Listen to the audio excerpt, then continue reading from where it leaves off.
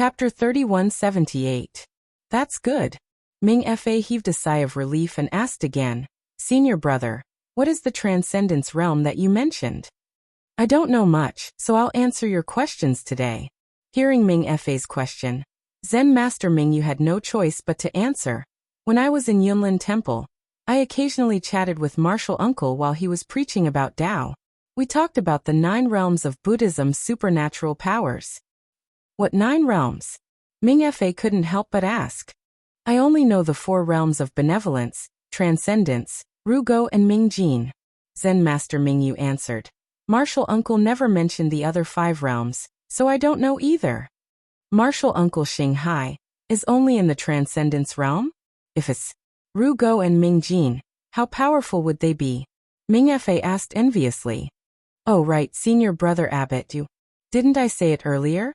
We are different from Buddhism's Dharma protectors, so we don't have to emphasize on cultivation realms.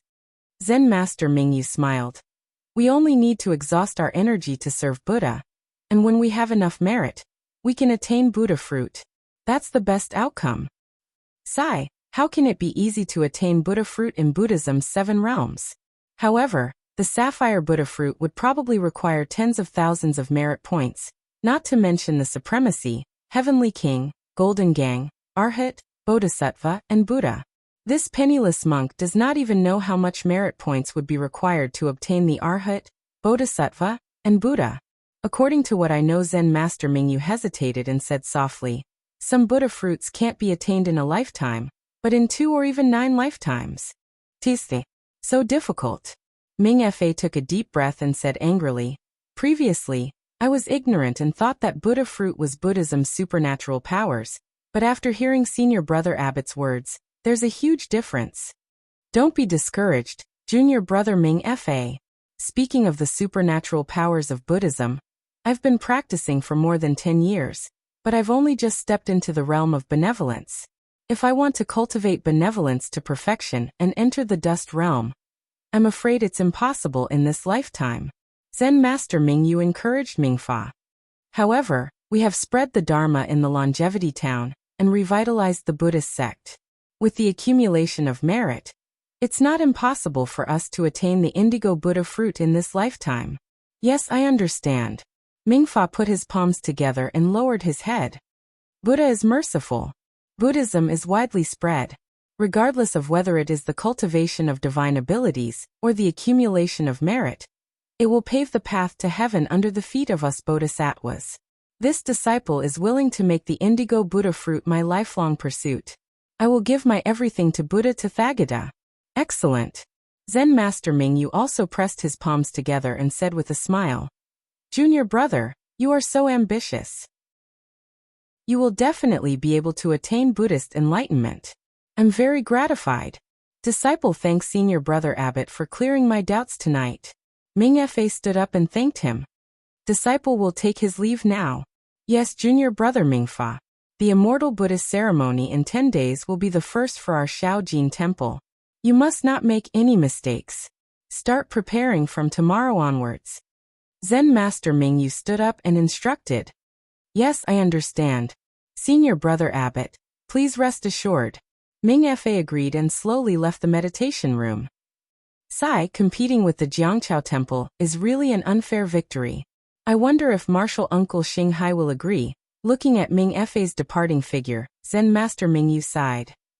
However, I don't think he will watch us get chased away by the Taoist priests of the Jiangqiao Temple, right? The 2 monks of the Shaojin Temple were thinking about the Buddhist challenge in 10 days and preparing for the Immortal Buddhist ceremony that was held once every 10 years. On the west side of the Longevity Town, in the Longevity Academy, which was several times larger than the Shaojin Temple, the sound of reading resounded from the academy, resonating in the night sky. Following the sound of reading, wisps of faint mist danced in the night sky. Also, traces of undetectable brilliance slowly scattered, enveloping the entire academy. Within the brilliance, in a corner of the academy, beside a lush bamboo forest, a disdainful voice reprimanded from within a small and exquisite library. Junfeng, you are a little reckless. The Immortal Buddhist ceremony can be lively, but it is only held in our Longevity Academy. Why did you drag the Shaojin Temple into it? A small temple actually wants to stir up trouble in the longevity town. Why don't you take a look at the morals of these monks? Haha, Mr. Tian, you worry too much. Following this voice, another voice sounded in the library. It was Zhu Junfeng, Dean Zhu of the Longevity Academy. He held the fist-sized lamp on the desk and looked at the white-haired but hale and hearty thin old man in front of him. He smiled and said, I just happened to be returning from a walk outside the town with a group of scholars. When I heard about the bet between the Shaojin Temple and the 3 Taoist priests of the Jiangqiao Temple, I felt it was funny. That's why I spoke. I wanted to let them know that in the longevity town, only the Longevity Academy counts. Whether it is the Shaojin Temple or the Jiangqiao Temple, they are jackals of the same tribe. Yes, I just feel that competing with the Shaojin Temple and celebrating the immortal Buddhist ceremony is beneath the dignity of the Academy. It's not that I am dissatisfied with your arrangement. Mr. Tian nodded and said, if we can use the immortal Buddhist ceremony to suppress the arrogance of the Shaojin Temple, that would be great. That's exactly what I was thinking, Zhu Junfeng explained. In the past few decades, the Buddhism sect has been wantonly spreading Buddhism in the hidden immortal continent and the Thousand Demons sacred realm. Although this doesn't violate the public opinion of the 3 continents, they have been brazenly establishing temples and sending some ignorant people into Buddhism. This has affected the rule of the Confucian cultivators in the hidden immortal continent. I used the immortal Buddhist ceremony to make the Shaojin Temple suffer. This is also a blow to them, and let them know when to stop. Don't be greedy. The Buddhism sect has big plans. We Confucian cultivators are already vigilant. Mr. Tian frowned. The Buddhism sect has been building temples in the hidden immortal continent and spreading Buddhism to the point where it can't be suppressed. However, we Confucian cultivators have been building academies in the Western Paradise and teaching students. Progress is slow. The Buddhist people in the Western Paradise are very ignorant. It's hard to use benevolence, righteousness, propriety, wisdom, and faith to teach them well. Even if it's difficult, we have to face it. Otherwise, how can we go up and down to seek? Zhu Junfeng was also somewhat worried. However, from what I saw today, the Shaojin Temple has been unscrupulous in order to destroy the Jiangqiao Temple. The Buddhism sect's intention of eliminating dissidents is really scary. It's far from our Confucian cultivators' breadth of mind. That's right. That abbot of the Shaojin Temple called Monk Mingyu obviously had the confidence to win. He was sure that after 10 days, there would be a Buddhist expert who defeated Yuanya. That's why he restrained himself and pushed the challenge 3 days later to 10 days later. He even used leaving the longevity town as bait to trick Daoist Xiao of the Jiangqiao Temple. His methods are really despicable. Chapter 3179. Poor Taoists. The Immortals and Buddha's ceremony is in 10 days. Although Longevity Academy won't make a move, they will disappear from Longevity Town under the pressure of the Buddhist sect. Mr. Tian couldn't help but lament the fate of the Rivertide Temple. Who says Chongqing Academy won't do anything? Zhu Junfeng smiled. Since Mr. Jianli is here, don't go back empty-handed. No matter what Buddhist masters come from Shaojin Temple, let Mr. Mo do it. Let them see what the Confucian cultivators of Zhongxian continent are like. Oh, Mr. Mo Yin is coming? Mr. Tian was surprised. I haven't seen Mr. Mo for years. Why did he come to Chongqing town? Mr. Tian said proudly. Mr. Mo is young but mature. He is a famous scholar of Chongyan sect. Isn't it like using a sledgehammer to kill a chicken? Hearing Mr. Tian's question, Zhu Junfeng's smile faded slightly, and he frowned slightly. He was also puzzled. Not to mention Mr. Tian, even I am puzzled. The Longevity Town is just a small part of the country of Xi. Our Longevity Academy is just one of the hundreds of academies in the country of Xi. 15 years ago, because of the appearance of a fox demon in Mount Cheng, the sect sent Mr. Lu Tinghan to eliminate the demon. I passed by the Longevity Town and stayed for half a day. Since then, no other scholars have passed by here. Even if there are disciples of the sect who want to cross Liao River, they come from Jishun Town. Very few of them come to Chongqing Academy. Mr. Jianli's arrival is very sudden. Didn't the sect say anything else? Mr. Tai, and didn't believe him. Oh, Mr. Jianli. Zhu Junfeng pretended to exaggerate. Sir is a senior elder of my Longevity Academy. Before this little one came to Longevity Town, Longevity Academy was managed by Sir alone. If the sect has information, how could this little one dare hide it from Sir? Ha ha ha. Mr. Taiyan laughed heartily. He stroked his beard and shook his head. I'm just curious. If you don't want to tell me, I won't ask. Whoosh. At this moment, a green sword light flashed in the night sky outside the library. It cut through the open window and rushed in front of them. Who is it? Zhu Junfeng didn't have time to check what the sword light was. He turned his head abruptly and looked out of the window. His originally black and white eyes flashed with a faint clear light. Zhu Junfeng used the greenwood eyes of a Confucian cultivator to examine the situation around Longevity Academy. Mr. Tai, and waved his hand, and a ball of true qi flew out from his sleeve, instantly turning into a dozen or so strands to surround the sword light. Within the true qi, the sword light suddenly converged. It was a thumb-sized green flying sword. Mr. Tai, and opened his mouth and infused his true qi into the flying sword. The surface of the flying sword immediately began to roll like water. Gradually, something similar to a bamboo joint emerged from the flying sword. Principal Zhu, the vigilance on Mr. Tai, An's face faded. He smiled. This is a flying sword message from the sect. Try using Longevity Academy's sword comprehension technique. Zhu Junfeng used his greenwood eyes to observe for a moment. There was nothing strange within a few miles of the Chongqing Academy. He knew that the sword light must be a message from the sect. He nodded and formed a sword sign with his hands. When a few streams of zhenqi rushed into the bamboo joint like flying swords, the bamboo joint slowly opened. A clear voice came from the bamboo joint. Zhuyan, I am Mo Jianli from the sect. I am now on the Liao River, which is more than 15 miles south of the Chongqing Academy.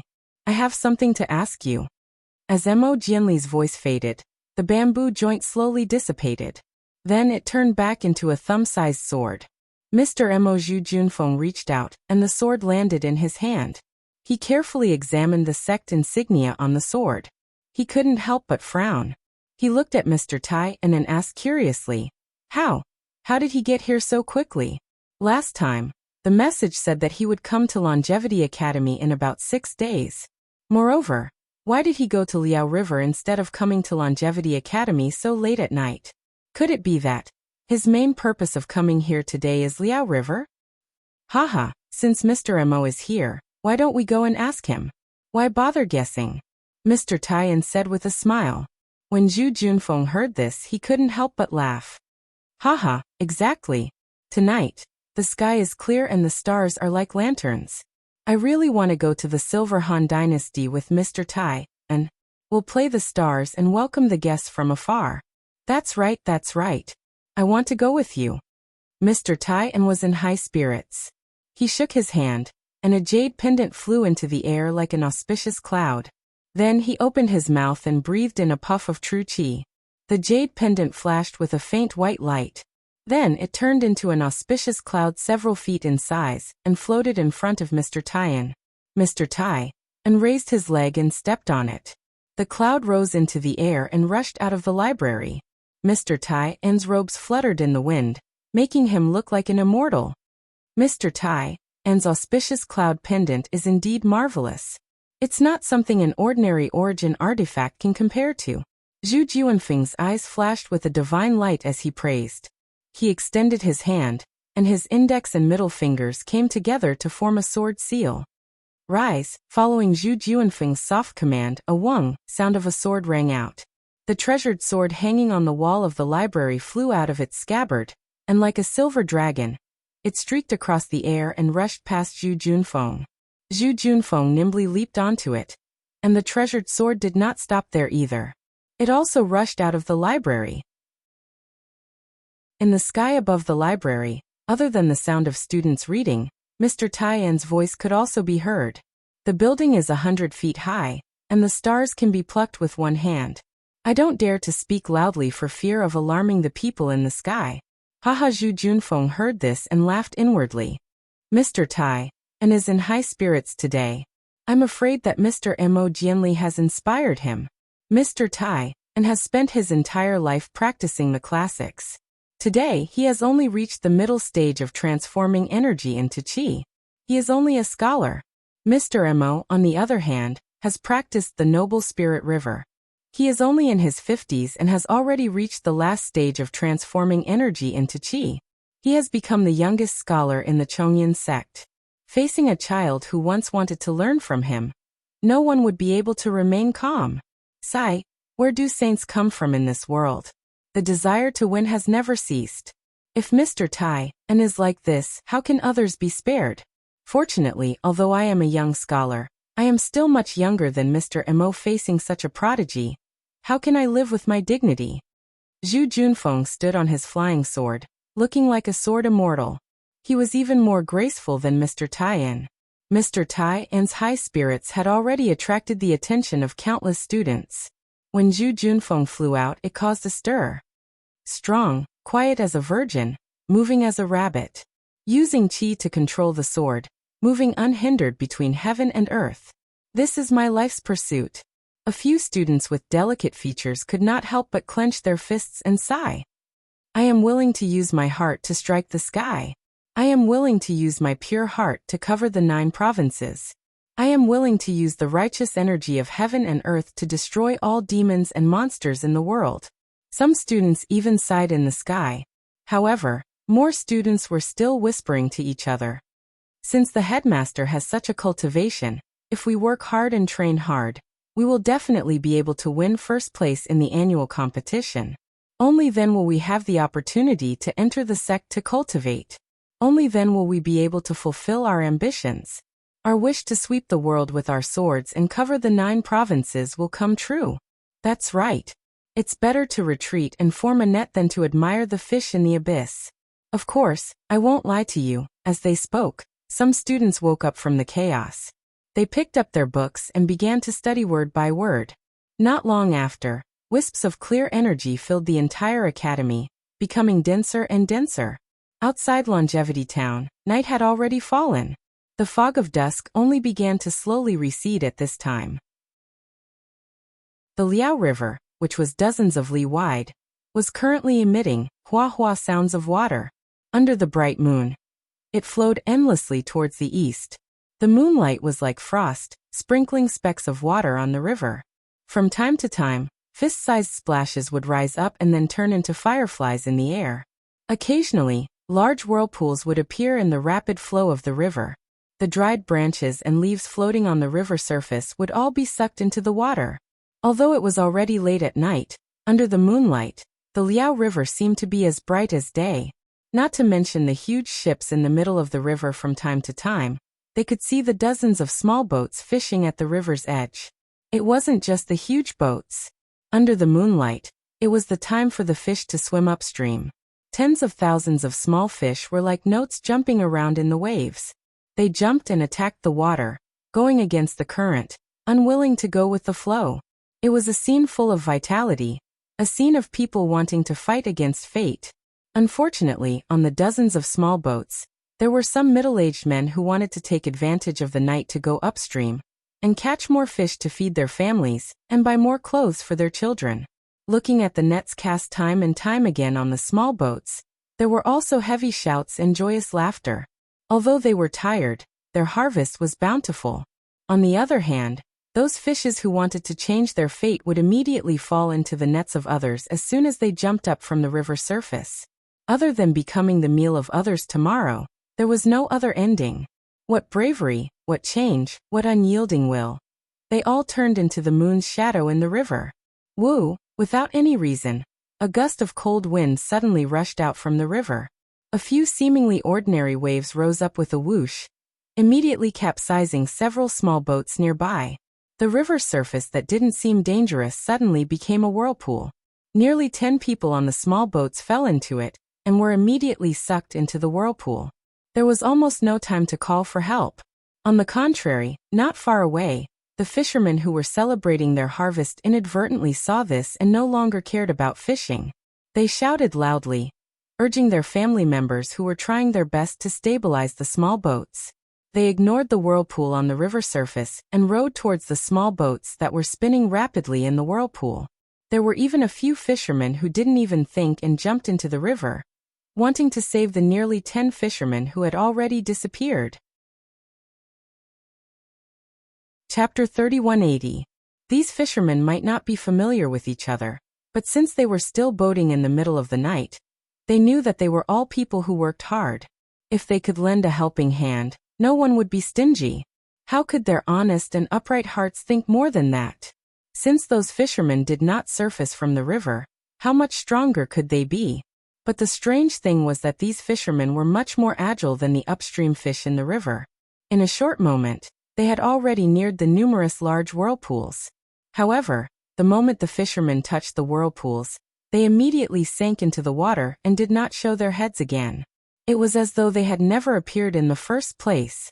This time, the numerous fishermen who had rushed over from behind turned pale with fright. They hurriedly screamed and fled towards the shore with all their might. Unfortunately, it was already a little too late. The numerous large whirlpools were like huge mouths that could devour people. They were getting bigger and faster. Moving towards these people helped. The heart-wrenching cries for help could not travel far on the surging river surface. Not to mention the sound of splashing water. Even the sound of thousands of fish falling into the water could drown out these cries. Just at this critical moment, a rumbling sound of flowing water suddenly appeared in the distant night sky.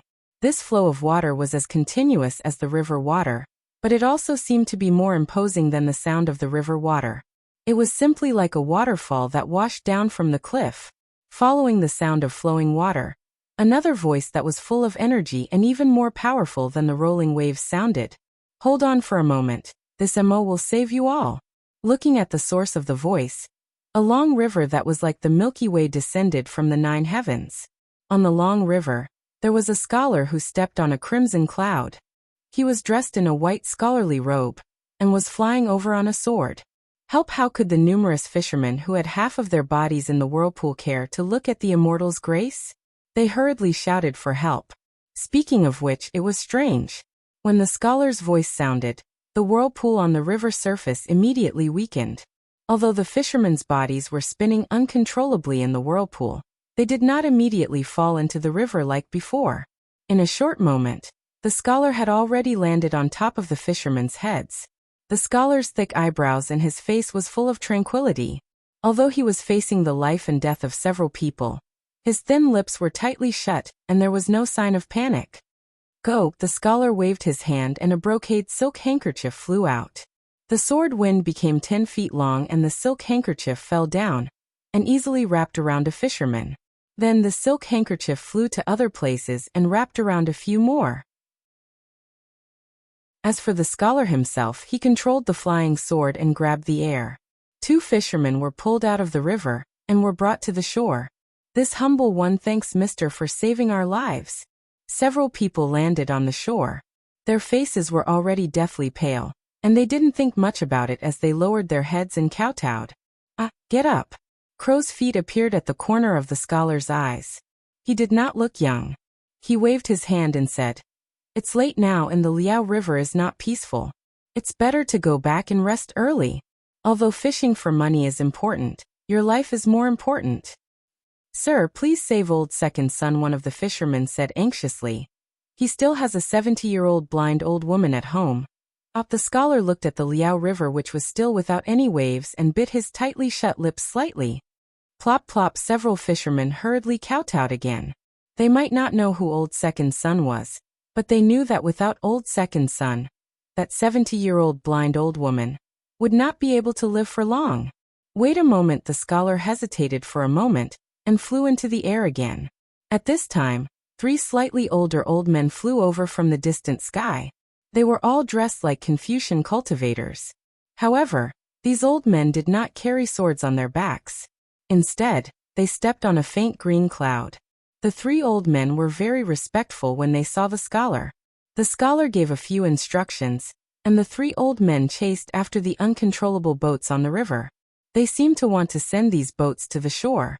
The scholar waved his hand, and a sword light rushed into the night sky. The direction was the Longevity Town. Sword light flashed around his body, and then he rushed into the Liao River. A few moments later, when the three old men sent the boats to the shore, Mr. Tai and Zhu Junfeng arrived together on a cloud. When they saw the situation, the two of them were shocked. When they heard the fishermen say that it was dangerous, their expressions changed drastically. They looked at each other, and then looked at each other. It was not that the Liao River was not dangerous. It was not that no fisherman had died on the Liao River. It was that, as the fishermen said, Zhu Junfeng and Mr. Tai, and had never heard of it before. My name is Zhu Yan and my courtesy name is Zhu Junfeng. I am the Dean of the Longevity Town Academy. Greetings, martial uncles. Zhu Junfeng saw that the three old men were Confucian cultivators, and hurriedly went forward to greet them. Mr. Tai, and did not dare to be negligent and bowed as well. Dean Zhu Jr. Brother Taiyan, we pay our respects to you. The three of them hurriedly returned the greeting and introduced themselves. They were all Confucian cultivators of the Chongyun sect. Their names were Qiujian Liemo Ming and Jidong. However, they did not tell Zhu Junfeng their courtesy names. After the five of them greeted each other, Zhu Junfeng did not ask too many questions, because there were still fishermen from the Longevity Town. He looked at the three of them and said, Mr. Tai, and will accompany the three martial uncles here. I will go and take a look. Dean Zhu Qiujian hurriedly called out. The river is dangerous. Mr. Mo Ming won't even let us go near it. You should, it's fine. Zhu Junfeng smiled. I have been in the Longevity Town for a long time. If I haven't been to the Liao River 100 times, I have at least been here dozens of times. I have done many things like rowing at night and drinking. Dean Zhu, Li Mo Ming said unhappily. I know that you are in charge of this place. However, since Mr. Mo Ming is here, we naturally have to listen to his orders. Mr. Mo Ming said not to go there. That place is definitely dangerous. Furthermore, I have come here today precisely for this matter. If you think that a little scholar like you can handle it, then I will wait for Mr. Mo Ming to return, and immediately turn back. Yes, I know my mistake. Zhu Junfeng's heart trembled as he hurriedly bowed. It's good that you know. Li Mo Ming nodded and did not say anything else. He raised his head and looked at the Liao River. The wide Liao River was the same as before. There was no danger at all. There were very few giant boats in the middle of the river, but one would occasionally sail by. The lights on the giant boat flickered with the stars in the sky, and the fragments of moonlight on the river's surface seemed to resonate with each other. It made one wonder if this was the falling stars in the sky. Whoosh, a long river flowed against the current and rushed up to the sky.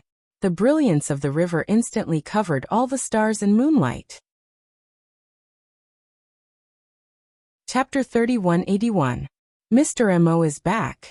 Jidong frowned and exclaimed, but Mr. Mo, yes. Mr. Mo stepped on the river and flew across the sky, landing right in front of them.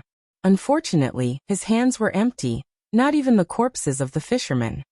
My apologies. Mo Jianli landed, ignoring Zhu Junfeng and Mr. Taiyan. Instead, he walked up to the fishermen and bowed. I have failed you. Not only did I not find Sun Lauer and the others, I did not even see their corpses. Mr. Mo, you didn't go with the river? The fisherman asked in disbelief. Of course I did. Mo Jianli was not embarrassed by the fisherman's pointing fingers. He explained calmly. I have checked the area within a few miles, including the bottom of the river. Hissed the fishermen were shocked, their bodies trembling. Could it be? I don't know what it is and I didn't see it, so I don't dare to say anything. But for now, don't come out to fish at night. Mo Jianli said in a gentle voice. Of course, we will try to find the reason around the Longevity Town, but there might be some accidents. You should wait until the truth is out. But we all fish for a living. Even if we don't come out at night, we have to come to Liao River during the day. One of the fishermen said boldly. Mo Jianli sighed, looked at Zhu Junfeng and said to the fisherman, the Longevity Academy of the Chongyun sect will do its best to protect you. However, you all still need to be careful. Mo Jianli then took out a silver coin from his pocket and handed it to the fisherman. He said, This is for Sun Lauer's mother. Please give it to that poor old woman for me. Thank you, Mr. Mo. The fisherman took it gratefully. I thank you on behalf of Sunflower. I will definitely bring this to Sunflower. Please don't worry. You can go now. Mo Jianli waved his hand. The fishing boat has been found. Go home quickly. Yes. Thank you, Mr. Mo. The fishermen were overjoyed but still scared. They packed up their fishing gear and their harvest and hurried back. Greetings, Mr. Li. Zhu Junfeng could still call the few scholars martial uncle, but Mo Jianli, who was a scholar, could only call him grandmaster. However, among Confucian cultivators, teacher was an honorific, regardless of seniority. Most Confucian cultivators liked to hear this honorific, so Zhu Junfeng naturally addressed him as teacher. Yes, Principal Zhu. There was no trace of a smile on Mo Jianli's face. He seemed to be feeling guilty about what had happened just now. He cupped his hands and bowed. This old man will be troubling the principal for a period of time from now on. I don't dare. Sir, please call me Junfeng. Zhu Junfeng hurriedly said respectfully. Sir, you are my senior. Regardless of knowledge or cultivation, you are my teacher. The dean is just a common name. Sir, please don't humiliate me. All right. Mo Jianli nodded, then bowed to Mr. Tian and said, Mr. Tian, I haven't seen you for many years. Today, I see that you are still as strong as before. Mr. Mo. Mr. Tai, and was not convinced before he came here. However, when he saw Mo Jianli was neither arrogant nor humble. Mo Jianli was so amiable even in front of a few lowly fishermen, he was convinced. He hurriedly bowed and said, In the early years, I just explained a few things to you. I don't dare to call myself your teacher. Sir, you are wrong. A teacher for a day is a father for life. Mo Jianli's tone was still a bit indifferent. Although you have never been my teacher, a few words of advice are enough. It is the tradition of Confucian cultivators to respect their teachers. If I don't acknowledge you as my teacher just because my cultivation is higher than yours, how can I carry forward the inheritance of Confucian cultivators? Haha, Mr. Mo. Mr. Tian laughed. You can call me Mr. Mo. You don't have to call yourself my student. Otherwise, as a scholar, if I were to hear a scholar call me teacher, I would also feel uncomfortable in my heart. All right, I got it. Mo Jianli didn't hesitate. He nodded and said to Zhu Junfeng, Junfeng, did you hear what the fisherman said just now? Do you know what's going on? I've heard about it. Zhu Junfeng hurriedly replied. I've never seen such a situation in all my years in Longevity Town.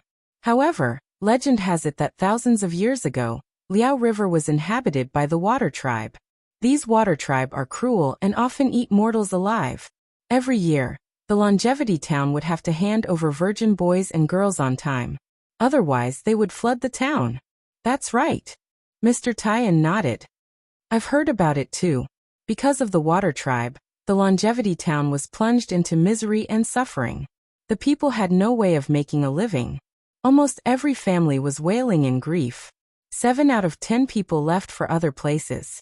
Later on, an immortal passed by the Liao River and saw a group of fishermen carrying a crying boy and girl to throw into the Liao River as a sacrifice to the Water Tribe. Only then did he make a move to subdue the demon. He fought with the Water Tribe for 3 days and 3 nights, fighting until the sky turned dark and the earth turned dark. In the end, the Water Tribe was killed. Blood flowed all over the river. The immortal floated away. Later on, in order to commemorate this immortal, the Longevity Town built a Taoist temple for him on Jiangqiao Ridge. It's called Jiangqiao Temple. Zhu Junfeng continued. They even called the statue the god of the river. Junfeng, thousands of years ago, was there a longevity academy in Longevity Town? Mo Jianli asked abruptly. Of course there wasn't. Zhu Junfeng said curiously. My Chongyun sect only built the Longevity Academy 1,200 years ago. At that time, I'm afraid my Chongyun sect was still a small sect, right? Mo Jianli nodded. However, even if there wasn't a Longevity Academy in the Chongyun sect, there was still a Jingzhu Academy in the Bamboo sect. So why didn't the Longevity Town spread the story of the Jingzhu Academy, but instead built a Taoist temple in Jiangqiao Ridge? I don't know. Zhu Junfeng was a little embarrassed. The Academy's records about this are not very detailed. I don't mean to blame you, Mo Jianli explained. I received a secret order from the sect, and found this information in the sect's records about the Longevity Town. I didn't know about this before. Mister, please enlighten me. Zhu Junfeng clasped his hands and said. There's no other reason. It's because the students of the Jingzhou Academy from the Bamboo sect all died in the battle with the Water Tribe. None of them survived. And that so-called immortal was just passing by when the Water Tribe died, and took advantage of the situation. It's not like the stories said, where they saw some virgin boys and girls. Mo Jianli sneered. That so-called immortal was not a Taoist cultivator, but a Buddhist disciple. But that disciple was not a monk who shaved his head, so he was mistaken for a Taoist cultivator. A Buddhist disciple who didn't shave his head. Zhu Junfeng was surprised. There's such a person? Which one is it? The sect's records didn't mention it in detail, so I don't know. Don't ask too much. I guess the sect didn't want to leave behind a thick mark of the Buddhism sect in the Longevity Town. Mo Jianli said lightly. And in the following thousands of years, the number of Buddhist cultivators gradually decreased. On the contrary, there were more and more monks who shaved their heads in the Zhongxian continent. Zhu Junfeng was deep in thought. Mr. Tian frowned and said, Mr. Mo, so what happened today this? I don't know either. Maybe it's a little strange. Mo Jianli sighed. He turned to look at the moon, which had already set, and the Liao River, which was covered in mist again, and said, Our Chongyan Martial School has received some news. It seems that some water-kind creatures have come to the Liao River. As for whether they are the descendants of those water-kind creatures thousands of years ago, and whether they want to harm the Longevity Town, the Martial School has no right to know. But for the safety of the Longevity Academy, I have been ordered to come here. His hearing this, Zhu Junfeng gasped and said hurriedly, The Water Tribe are naturally demons. They have a long lifespan, which is far from the human race. This Liao River is far away from the East Sea, and there hasn't been any Water Tribe members wreaking havoc for hundreds of years. If there really are Water Tribe members coming, they must be the descendants of the Water Tribe. It's too early to make a judgment now. Mo Jianli waved his hand. It's better to wait and see. Oh right, Mr. Tai, and looked at Zhu Junfeng and said in a low voice, The Shaojin Temple seems to have sent experts here too. Could it be because of this? Maybe. Mo Jianli's eyes flashed with a trace of disgust. The Buddhism sect is everywhere in the Zhongxian continent. Their dharma is the best at bewitching people. What happened in the Longevity Town thousands of years ago may be hidden from ordinary people, but it may not be hidden from the Buddhism sect's experts. And now they have many spies in the Zhongxian continent. The sources of information are no less than us Confucian cultivators. If the Chongyan sect can get the information, they can get it even more. Besides, the Shaojin Temple has grown from a small temple of 2 or 3 monks to a temple of 30 or 40 people. Its future is limitless. It can't be ignored by the Yunlin Temple. I just don't know which monk from the Yunlin Temple came here today. And Zhu Junfeng suddenly remembered something and said hurriedly, This afternoon, a demon appeared on the streets of the Longevity Town. Oh, what demon? What's its cultivation level? Mo Jianli's eyes lit up as he asked. Zhu Junfeng hurriedly told him what he heard, and then said, A few students from the academy who returned early have seen it. Mister, why don't you come back with me and ask for more details? That's right.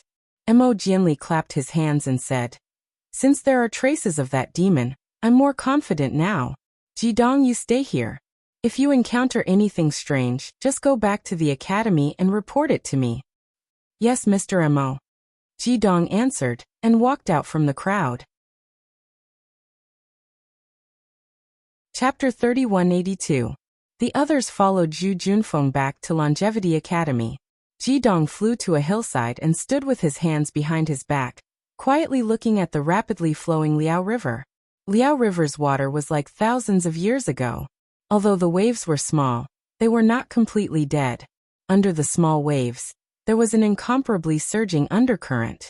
This undercurrent was not something that could be seen clearly by the greenwood eyes and divine sense. Longevity Town's turbulence did not affect Xiaohua at the Tidal River Temple.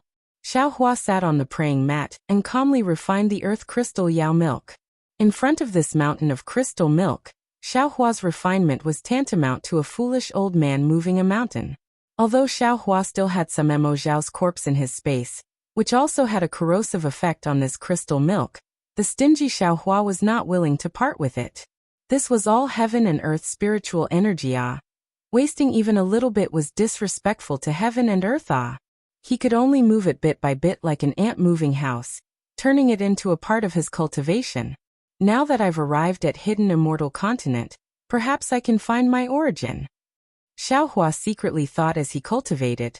Since I have the 18th level of qi refining technique, it is obviously different from Dawn Rain Continent. The Taoist technique of Hidden Immortal Continent is also different from Dawn Rain Continent. The classification of the lower levels is also very different, very similar to my cultivation. Maybe I didn't come from the 10,000 demon realm, but from one of the 3 continents. The heavens sent this Xiao back to fulfill this Zhao's dream of returning home. Of course, if I can't find my home here, then I will do my best to improve my cultivation and return to Dawn Rain Continent. Presumably, those 2 old farts from Immortal Music Sect and Immortal Ascension Sect will know something. Xiaohua thought of this, and his eyes flashed with a trace of ruthlessness. Other than Xiaohua, there was also Xiao Jian who was restless. Tonight, Xiao Jian was like sitting on a wave. He was suddenly thrown into the air, and then fell down again. Even now he was not at peace.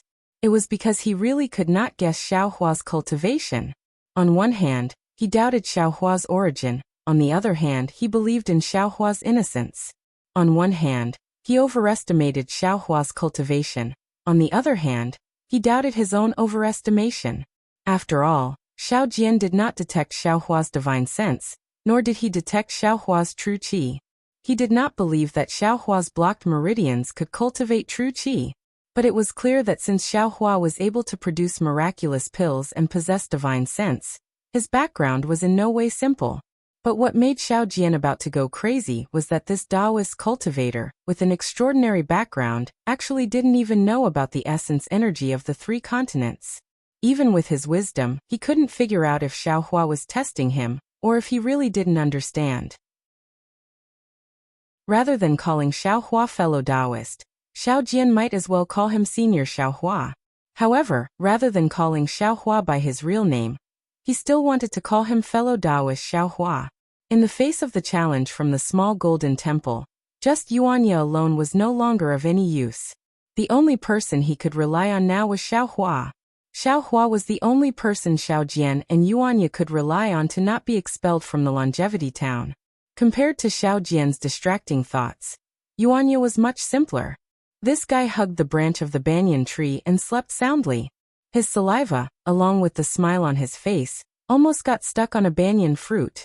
If the townspeople who flocked to the Rivertide Temple to pick the immortal fruits found out that the thing they regarded as miraculous pills was actually stained with Yuanya's saliva, would they beat Yuanya to the ground and trample on him 10,000 times? Would they not care about the happiness Yuanya brought last night, because of his dream of becoming Xiaohua's disciple? The night passed quickly. It was not delayed by the deaths of several fishermen in Liaojiang. When the first rays of dawn appeared, the sunlight passed through the banyan tree and fell into the temple. Xiao Jian's heart was even more anxious. If not for the fact that he couldn't use his divine sense often, he would have already released it. He really wanted to know if the Rivertide Temple's liveliness last night was able to attract the townspeople's attention. Would it be able to make them slightly shift their gaze and piety from the small golden temple to the Rivertide Temple? At the very least, there was no need for him, the representative of the Rivertide Temple, the successor of the Taoist school, to show his face in public and set up a stall to sell divination, right? Listening to the chirping of the birds on the banyan tree, Xiao Jian's eyes from time to time drifted towards the small door of the temple, ready to be drowned by the tide of people at any time. Unfortunately, after looking for the time it took to eat a meal, the small door did not even make a creaking sound. First, there was still the pleasant chirping of the birds, which made Xiao Jian feel that it was too noisy. That's not right. Suddenly, Xiao Jian woke up. Since when did his Rivertide Temple have birds? Those birds were a delicacy in the eyes of Yuanya, who grew up in the forest. Especially when Yuanya did not have enough copper coins to buy meat buns. Therefore, after Xiaojian and Yuanya arrived at the Rivertide Temple, there were no more birds chirping in the morning. How come there are birds today? Yeah. Has he already stuffed his teeth with meat buns? Xiaojian immediately had a bad feeling. When he hurriedly rushed to the west wing, Xiaohua, who was meditating there, was already nowhere to be found. Damn it, the two of them couldn't have eloped, right? Xiaojian immediately became anxious. Although he was paranoid for an entire night and did not eliminate his doubts about Xiaohua, but thinking about it, if Xiaohua was not by his side, he would have no one to rely on. It would be just like when he was alone and did not have Yuanya. Xiaojian rushed out of the temple even more hurriedly than before. When he saw Xiaohua, who was on the empty ground next to the Rivertide Temple, using the Big Dipper magical fist, and Yuanya, who was obediently lying behind a small tree in the distance like a leopard peeping, his heart immediately calmed down. Hee, this sunlight is really beautiful. Xiaojian looked at the distant morning sun and took a deep breath. He raised his hands and stretched his waist, pretending to dance a few times with his fists and legs. He opened his mouth and scolded. What a good-for-nothing. How can a small tree support your fat body? Since you want to secretly learn, then do it openly and brazenly. Why do you have to be so secretive? Xiaojian's words immediately startled the chirping birds on the banyan tree. Naturally, Yuanya also flew up with the birds. This guy's face carried a trace of shame. His hands and feet nimbly climbed up the small tree. His whole body borrowed the elasticity of the branches to rush up the banyan tree, and then hid his whole body between the branches. Hee. Xiaohua naturally had already seen through the appearance of this pair of master and disciple. He secretly laughed in his heart and did not pay attention to them. The current him is already 200 years old. He can really call himself an old man. Xiaojian and Yuanya are just two little children in front of him. However, Xiaohua's face is so tender that he also likes others to call him young man. The Big Dipper magical fist was used one move after another. The slow and steady flow melted the earth crystal Yao milk bit by bit. Xiaohua closed his eyes and enjoyed this relaxed and tranquil atmosphere. He did not seem to care about Yuanya's secretly learning. If the Big Dipper magical fist could be learned so easily, would it still be a bone-tempering secret technique? Even though Yuanya, who had escaped, still revealed half of his eyes on the banyan tree. His eyes were burning with passion, but Xiaohua did not expose him. Xiaojian also did not think that Yuanya, who was always ignorant of the ways of the world, would be so shy today. He actually escaped back to the Taoist temple. He strolled in front of the Taoist temple for a while. From time to time, he would look down at the Jiangqiao Ridge and see that there were already some people on the main road. Unfortunately, these people were only limited to the main road. Not even half of them flowed towards the Jiangqiao temple. Ai Xiaojian sighed. He knew that his dream was shattered. He loudly berated. You quickly get down for this old man. Follow this old man to the town. Similarly, the yes master that Xiaojian was accustomed to did not appear. Instead, it was Yuanya who asked in puzzlement. Master, didn't we have so many copper coins yesterday? Why do we need to go to the town again? Oh, that's right. Master wants to eat steamed buns, right? I will look for a while, and then go buy some for master. Idiot. Xiaojian had already entered the Taoist temple. He angrily scolded. What do you know? Do you know how to sit and eat? Although there are a lot of copper coins, it is not enough for us to eat for a year and a half. This old man should take advantage of these days when the Taoist temple's feng shui is flourishing, to earn a few more copper coins. While speaking, Xiaojian hurriedly entered the east room. There was a series of crackling sounds in the room. It was as if someone was looking for something. Last night, there were really a lot of people who came to the Taoist temple. There were really a lot of people who rushed into Xiaojian's room to search for the so-called elixirs. Even the box that Xiaojian locked with a copper lock was pried open. Let's go. What could Xiaojian say? Inside the achievement box was a pile of copper coins. It looked much cuter than the copper lock. However, in the time it took to brew a cup of tea, Xiaojian had already tidied up. He was still wearing the same Taoist robe, the cloth bag, And the bamboo pole. Xiaohua's Taoist robe. Lowering his head to look at his own Taoist robe, Xiao Jian suddenly remembered that the clothes that Xiaohua was wearing today were not the same ones that he was wearing yesterday. Moreover, it looked a bit strange. It was different from what he was wearing. What was special was that the material of the Taoist robe seemed to be of a much higher quality than his. Where did this guy get these things? Look at how he has nothing on him. Damn it, did he take the copper coins from the main hall yesterday? Xiao Jian suddenly woke up and hurriedly went to the main hall to check. However, the achievement box was still locked. He picked it up and waited a few times. The wait was the same. Only then did he fiercely look at Xiaohua's direction and extinguish the thought of interrogating Xiaohua. Master, wait a moment. Let me take a look again. Xiao Jian walked out of the main hall. Yuanya's careful voice came from the banyan tree. You idiot! Xiao Jian berated. Quickly come down. How many times have you seen it? You still can't learn it? It's not that I don't want to teach you. It's that you are not cut out for it. You are just a petty person. Yes, master. Xiao Jian's familiar reply finally appeared. However, there was a trace of depression in his tone. It seems that I am indeed not fit to cultivate with master. It is only the 108 fist and leg style. No matter how I look at it, I can understand it.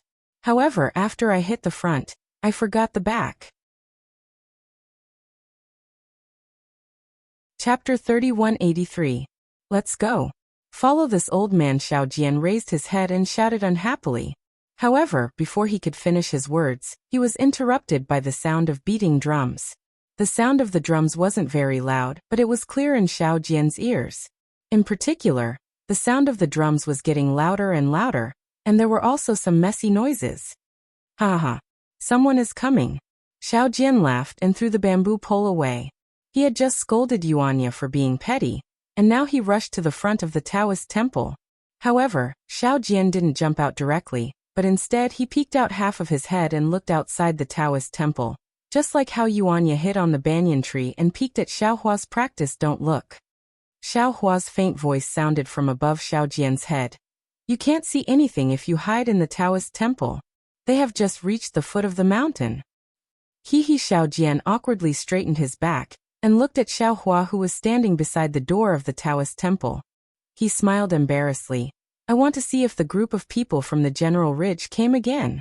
They turned our Jiangqiao temple upside down. It shouldn't be the group of people from the General Ridge. Xiaohua glanced at the distance and said, they seem to be fishermen. Some of them are holding fishing nets, and some of them are holding oars. In addition, some of them are wearing white mourning clothes. They should be here to worship the Taoist temple. Worship the Taoist temple? Xiao Jian seemed to be a little disappointed.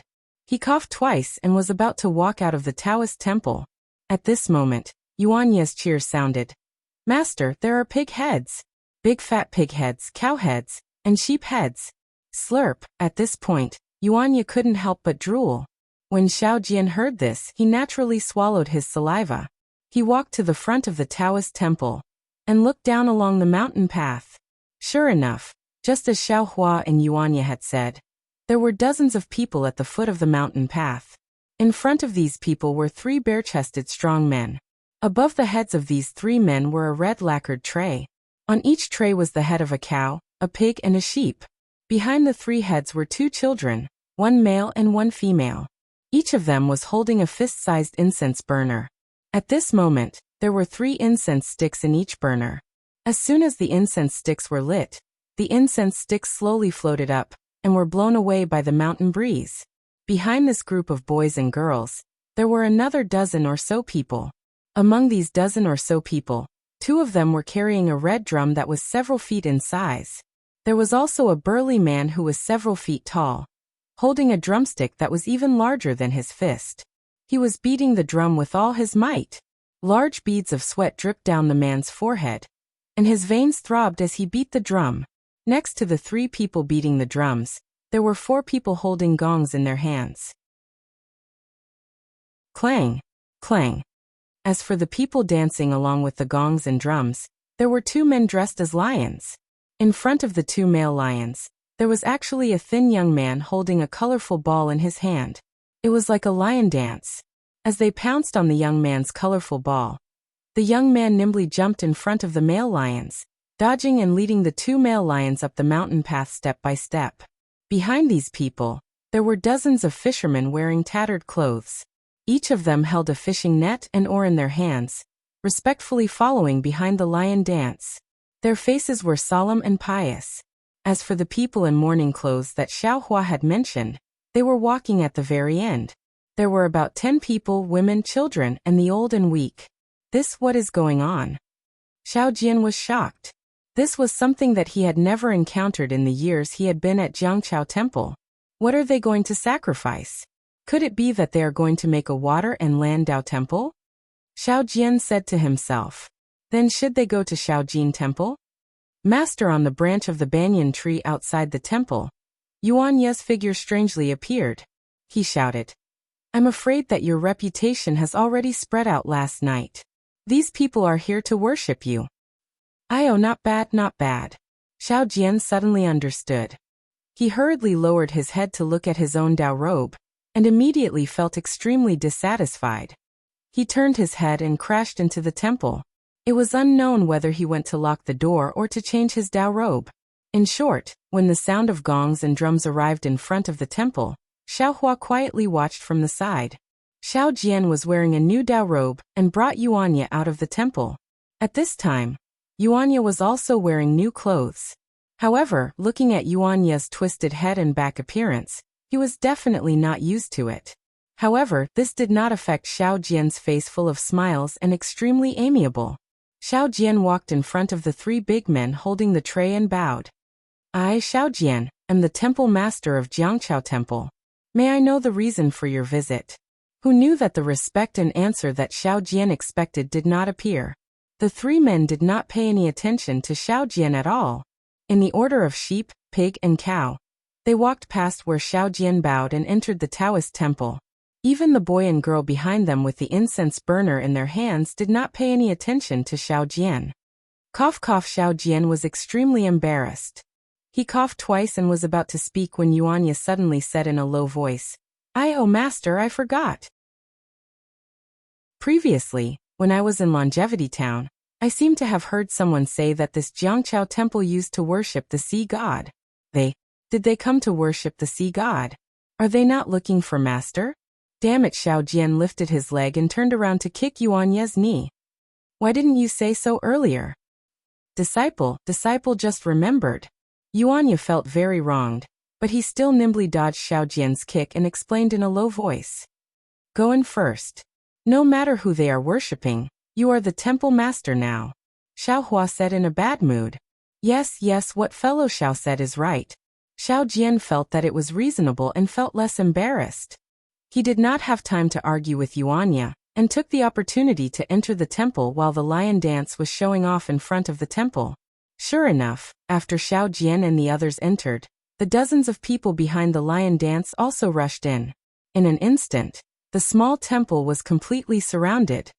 Xiao Jian had just walked to the center of the temple when he saw the 3 big men enter the main hall.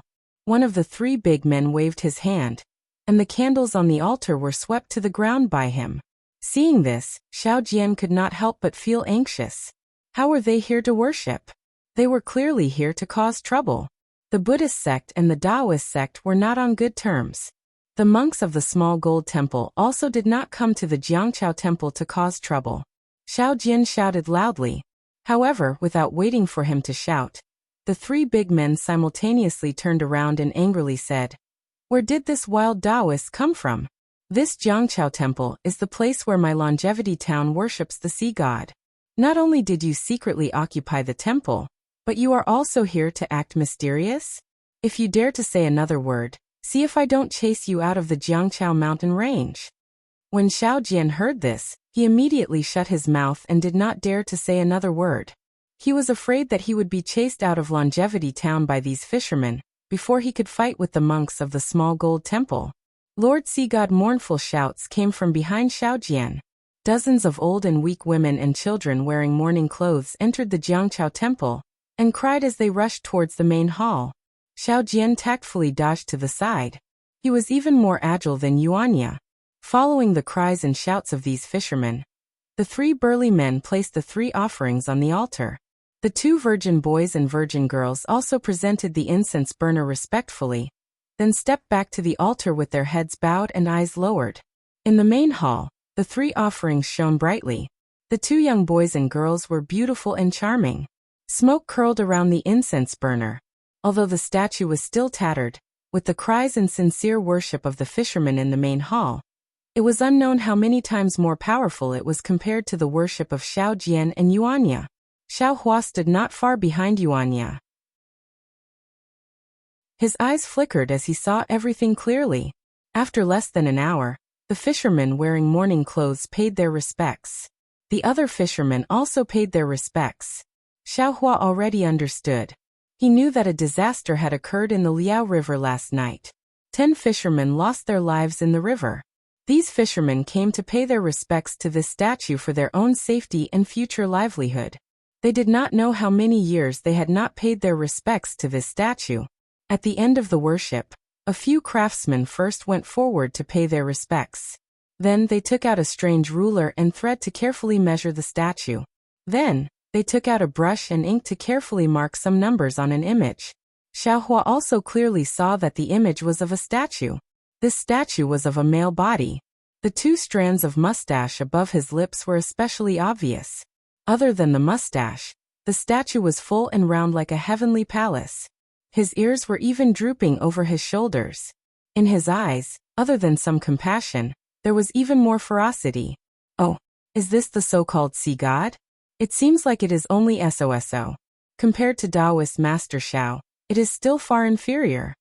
Xiao Hua faintly smiled and looked elsewhere. Unlike Xiao Hua's indifference, Xiao Jian was laughing nonstop. He promised the villagers of General Ridge that he would reconstruct the statue's golden body. However, in reality, he did not even know what the statue originally looked like. Moreover, he still had to find the craftsmen and discuss with them how to repair it. In particular, although he had a lot of copper coins last night, it was far from enough to repair the statue. Now that the fishermen were paying their respects to the sea god, wouldn't it save him a lot of trouble by reconstructing the statue's golden body? How could Xiao Jian not be happy? When the villagers of General Ridge ask me, this old man will say that I repaired it myself. Xiao Jian had already made up his mind. Moreover, he believed that the villagers of General Ridge would definitely not ask too much. The craftsman wrote down some numbers and hurriedly left the Taoist temple. It was obvious that they wanted to reconstruct the statue's golden body in the shortest time possible. The fishermen in the Taoist temple excitedly paid their respects a few more times. Seeing that the ritual that had nothing to do with Taoist Master Xiao Jian was about to end, more than 10 people came in from outside the Taoist temple. These people looked different from the fishermen. However, when they looked at the fishermen in the Taoist temple, there was no surprise in their eyes. Naturally, the fishermen did not pay any attention to them. They even nodded to each other in a friendly manner. However, when these people kowtowed, their first sentence successfully caused the emotions of the 2 groups of people to explode. Chapter 3184. Thank you, Taoist Xiao. One of the vigorous old men knelt down in the main hall and said in a low voice, "Last night, I received Taoist Zhao's miraculous elixir, and took it overnight. The chronic illness that I've had for decades disappeared at once." Before the old man finished speaking, the fishermen who were packing up and preparing to leave the Taoist temple could not take it anymore. A strong man hurriedly shouted, "Old man, what are you talking about? This Jiangqiao temple worships the sea god of our fishermen. There's no Taoist Xiao. If you want to worship, you can go to Taoist Zhao's Taoist temple. Don't worship blindly here. If you annoy the sea god, not only will we fishermen have nowhere to make a living, but the entire longevity town will also be eaten up by the monsters in the water. Little guy, what do you know?" The old man glared at the fisherman with disdain and said, "This Jiangqiao temple worships Taoist Xiao. He just showed up yesterday. Not only did he save my family of 3 in General Ridge, but he also gave me elixirs. Look, my chronic illness and these people's illnesses are all thanks to Taoist Master Zhao's blessing. Bullshit. Before the old man finished speaking, another old man who looked older than him rushed out from the fisherman. He held a small oar in his hand and scolded. Rebellious thing. This is the place where my fishermen worship the sea god. It has been here for thousands of years. When did it become the place where you worship Taoist Xiao? Seeing that you are all villagers of my longevity town, get out of here quickly. If you dare to say filthy words again and slander the sea god, I'll beat you to death with a stick. How dare you? The few villagers next to him could not take it anymore. This is obviously Taoist Xiao's Taoist temple. Last night, we just worshipped Taoist Xiao. Furthermore, Taoist Xiao has already shown up. Beat them to death. The old fisherman was so angry that he was trembling. The oar in his hand was also trembling. When these fishermen heard that nearly 10 fishermen had died in the river last night, they already felt that something was wrong. They discussed overnight that they would rush to the sea god of the Jiangqiao temple to repair his golden body. Moreover, this worship ceremony was decided after a night of discussion. Who would have thought that after they had been busy for the whole morning, and were just about to end, the villagers of General Ridge would appear and call the sea god Xiao Taoist Xiao. This was obviously blasphemy to the sea god. The painstaking efforts of nearly 100 fishermen were all in vain. How could this old man not be angry? He seemed to see the Liao River filled with fishermen's corpses. Since the old man had such thoughts, the other fishermen naturally had the same thoughts. Over 10 fishermen who were closer to the main hall waved their oars and pounced forward. In an instant, they had knocked over the villagers from General Ridge to the ground. Quickly go and save them. Xiaohua saw that the situation was bad and knew that the situation today was worse than yesterday. He hurriedly ordered Yuanya. Yuanya was stunned for a moment. Then he let out a loud roar. His figure pounced out like a leopard, rushing to the side of the main hall. He raised his hands and stomped his feet. In just a short moment, he had knocked the dozen or so fishermen to the ground. Where did this bastard come from? The old fisherman's mouth was so foul that it hit Yuanya's soft spot. Roar. Yuanya kicked a fisherman into the hall, raised his head and roared. Then, he suddenly turned around and stared at the old fisherman with his bloodshot eyes. Plop. Without waiting for Yuanya to make a move, his gaze that was as sharp as a sword was enough to scare the old man to the point that he wet his pants and sat on the ground. Great-grandfather. A few strong men in the distance shouted and prepared to pounce over. Yuanya's strength had already gathered, and was about to erupt. It seemed that he would be able to rush to the front of the old fisherman without the need for those strong men to pounce over. He only needed to lightly slap, and he would definitely be able to kill this old fisherman who flaunted his seniority and spoke vicious words. As long as it was a farmer in the countryside, no matter if it was a fisherman fishing on the Liao River or a farmer digging for food in the fields, all they cared about was the life of their family members. All they thought about was their ordinary life. When they were powerless to control their lives, they would always place their hopes on God, on an existence that was beyond their ability. Moreover, in their simple minds, they might not risk their lives for the sake of living because there was always a glimmer of hope in life, making them reluctant to risk their lives. However, for the sake of the God in their hearts, for the sake of their last hope, they would definitely risk their lives regardless of everything. Perhaps the farmers were simple, but if they were stubborn, then even if they were to bang their head against the wall, they would not easily turn back. Therefore, even if Yuanya suddenly showed his power, and knocked several fishermen to the ground in an instant, and even looked at the old fisherman like a wild beast, if something went wrong, he would immediately kill him. However, those fishermen who had been fighting against the fierce wind and fierce waves for many years instead became ferocious. That old man clenched his teeth, as if he did not care about Yuanya's snake-like gaze staring at him. He waved his hand and said, Hit. Xiaohua was slightly angry in his heart. He could clearly see the farmer's pity, but the farmer's selfishness was also something he did not expect. Even if it was just a clay sculpture, it did not really bring them any hope, yet they were already fighting over it like this. If there were really any benefits, then it would be just like yesterday's chaos. Xiaohua snorted coldly, and was just about to speak. However, he heard a loud and clear voice speak before Xiaohua could say anything. How dare you? This is the dojo of my Taoist god. I would like to see which one of you doesn't want to live anymore and dares to anger the god.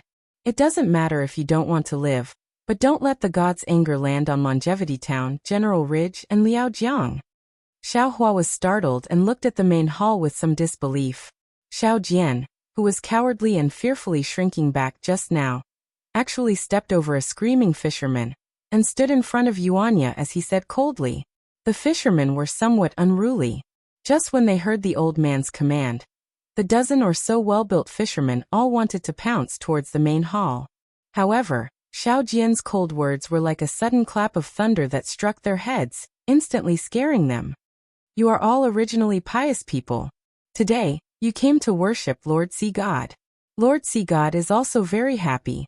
Seeing that the group of fishermen were temporarily frightened, Xiao Jian hurriedly said, "But now you dare to behave atrociously in front of Lord Sea God. Do you still have Lord Sea God in your eyes? Since you dare to make a move in front of Lord Sea God, how can you say that you believe in Lord Sea God? Since you don't believe in Lord Sea God, how can he accept your offerings? Although these three animals are extremely revered, how could they have the slightest bit of weight in the face of your disrespect? Even if you offer 10 offerings and reconstruct your golden bodies 10 times, you still won't be able to obtain Lord Sea God's gift." Hearing Xiao Jian's short words, not only did the expressions of all the fishermen change, even the old fisherman who spoke viciously was greatly shocked. "That's right, today, I came to worship Lord Sea God. If I were to make a move here, how can I be considered to be worshipping? Since I'm not worshipping, then wouldn't everything today be in vain? Lord Sea God, please forgive our mistakes. We are all people who deserve to die. I hope that your mercy will exempt us from the disrespect in our hearts." There were already a few women and children who were trembling with fear. They threw themselves onto the ground in front of the main hall and started crying. How could the fishermen who were about to make a move still move? They hurriedly shrank back and stole a glance at the old fisherman. The old fisherman clenched his teeth. Just as he was about to speak, Xiao Jian beat him to it. "You aren't my Taoist disciples, so you don't understand my Taoist rules at all. Let's not talk about the thousands of titles of the gods we worship. Even I, other than my original name, have different titles like Taoist Xiao and Wanderer Tranquil. If I were to succeed in my cultivation one day, perhaps even a holy name would descend. Therefore Lord Sea God is Taoist Xiao, and Taoist Xiao is also Lord Sea God. By the way, this old benefactor, I want to ask you, what did Lord Sea God call himself that day? Has he ever appeared in front of you?" The old fisherman originally wanted to say something, but his words were immediately choked by Taoist Xiao. He opened his mouth, but was unable to say anything. "If I'm not wrong, Lord Sea God should have appeared before. Even all of you have seen his heroic bearing." Taoist Xiao continued. "However, we don't have the immortal lifespan of gods, so how can we remember so clearly? Even if our ancestors knew that Lord Sea God was Taoist Xiao, when it was passed down to our generation, his name had long been forgotten. I can't help but say that Taoist Xiao appeared at the River Tide Temple 2 days ago and scolded us for forgetting him and cutting off his family line." Plop! The old fisherman didn't dare to say another word. His knees went soft and he knelt on the ground again.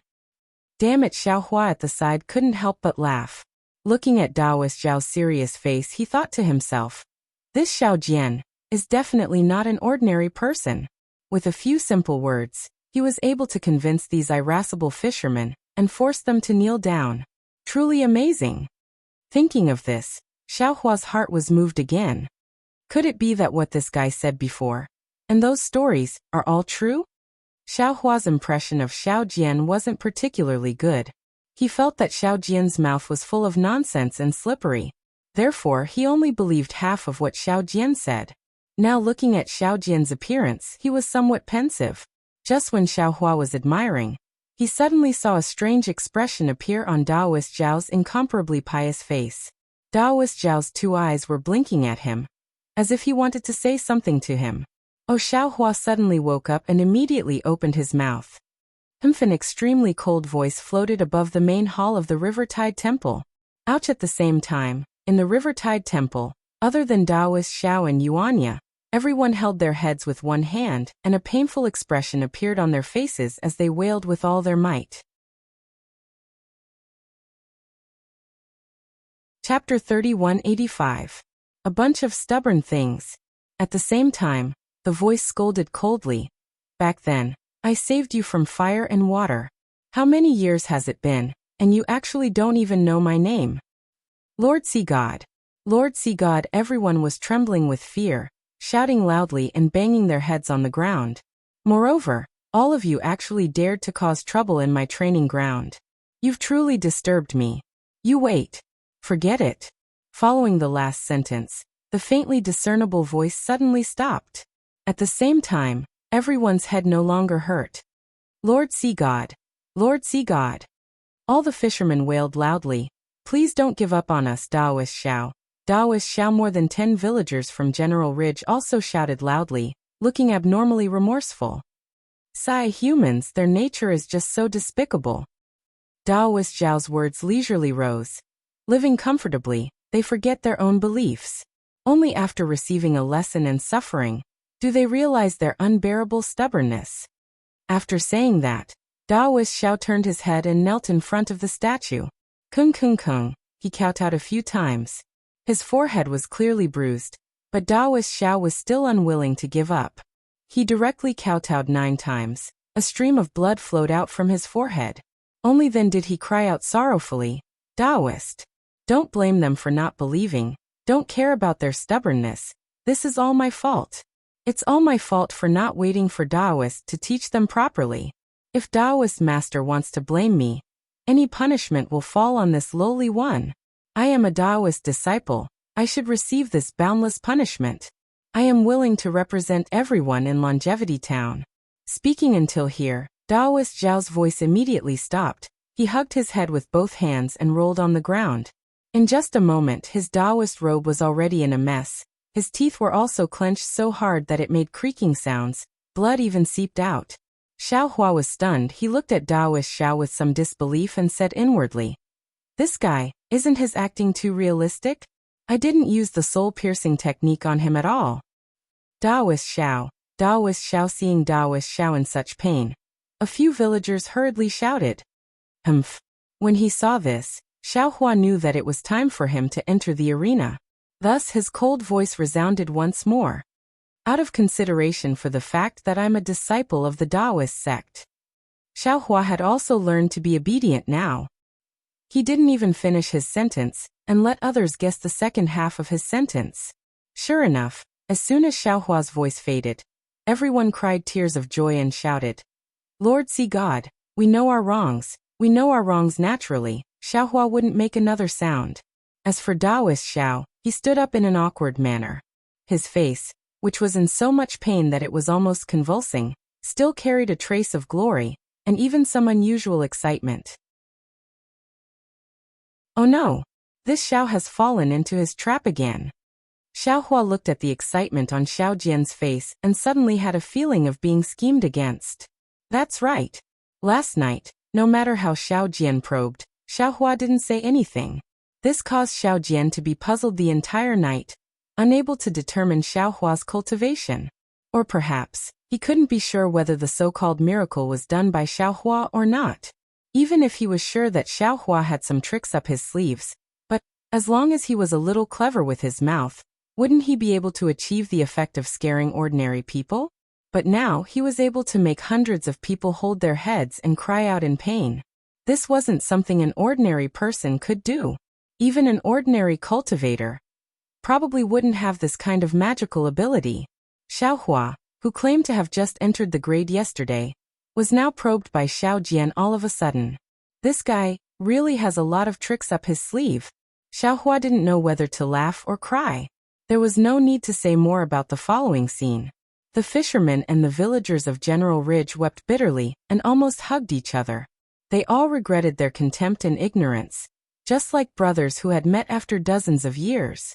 All the previous grudges vanished like smoke in thin air. Then the crowd, under Daoist Zhao's gratified gaze, gave out a lot of copper coins.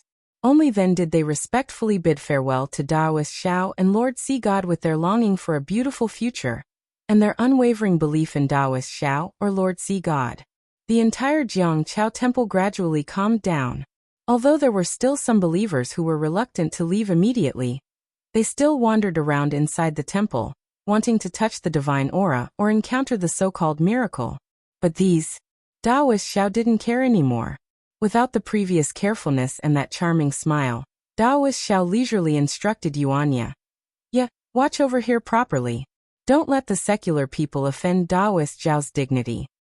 "Yes, master," Yuanya answered, but his eyes were looking at Xiao Hua. The scene just now had made him extremely shocked. He was able to knock down 10 strong men in one go, but he didn't have the means to give hundreds of people headaches at the same time. This was really beyond his knowledge. After inviting Xiao Hua into the east room, Xiao Jian looked outside and saw that there weren't many people paying attention. He bowed and said, "Disciple Xiao Jian greets senior." "No need." Xiao Hua waved his hand and stopped him from bowing. He said lightly, "You're not a true Taoist disciple, and I'm also not your so-called Taoist successor. You don't have to be so respectful. I'm just staying here for a few days. When the time is right, I'll leave." "Yes, senior." Xiao Hua's cultivation hadn't recovered by 10%, but Xiao Jian was even worse. He tried but couldn't kneel. Xiao Jian took advantage of the situation and said with a bitter smile, "Disciple knows that I've offended senior before, and even, I've offended you a lot. But right now, River Tide Temple can be considered a Taoist sect. Although senior has already agreed to take action 10 days later, I hope that senior will take into account the fact that the villagers of Longevity Town worship Taoist Xiao and Lord Sea God, and help us. In this world, there might not be a God. It's just that when there are many people who believe in it, there will be a God. This God is nothing more than the hope of these villagers. Whether or not the God exists is not important. That so-called miracle is even less important." Xiao Hua said indifferently. "Yes, senior's words are very pertinent. But right now, the ignorant villagers don't know that this God is in their hearts. They've only been blinded by the mortal world, and only want some miracle to help them escape from the mortal world.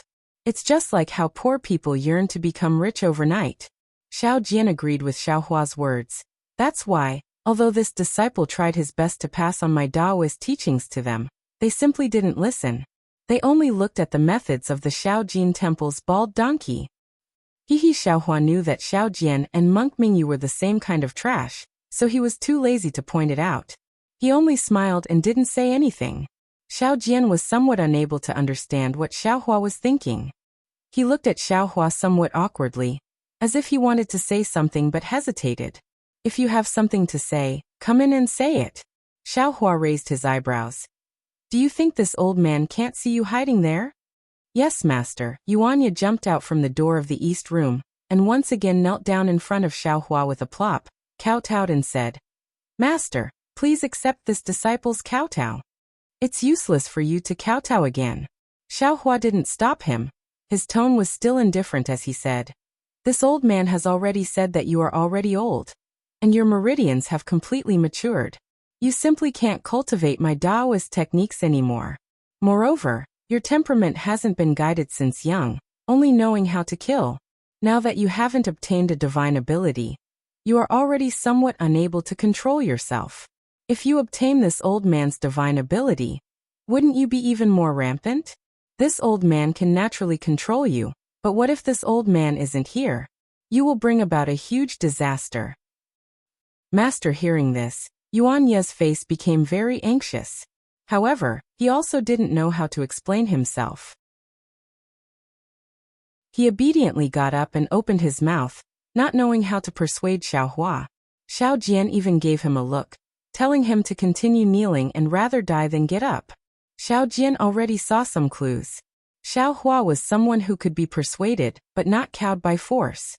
If he continued to pester him, he might be able to make Xiao Hua change his mind. Unfortunately, Yuanya wasn't Xiao Jian. Although he understood Xiao Jian's look, in the end, he still didn't kneel down. Senior Xiao Jian's eyes turned side several times and similarly pleaded, "You is a good child. This is something this disciple knew when I first saw him. That's why I brought him by my side, Xiao Jian." Hearing this, Xiaohua immediately interrupted him and said coldly, "Don't think that this Xiao is kind and deceived this Xiao.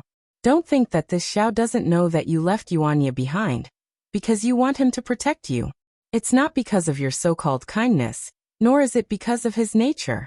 Don't think that this Xiao doesn't know that there are several eyesores under Jiangqiao Ridge."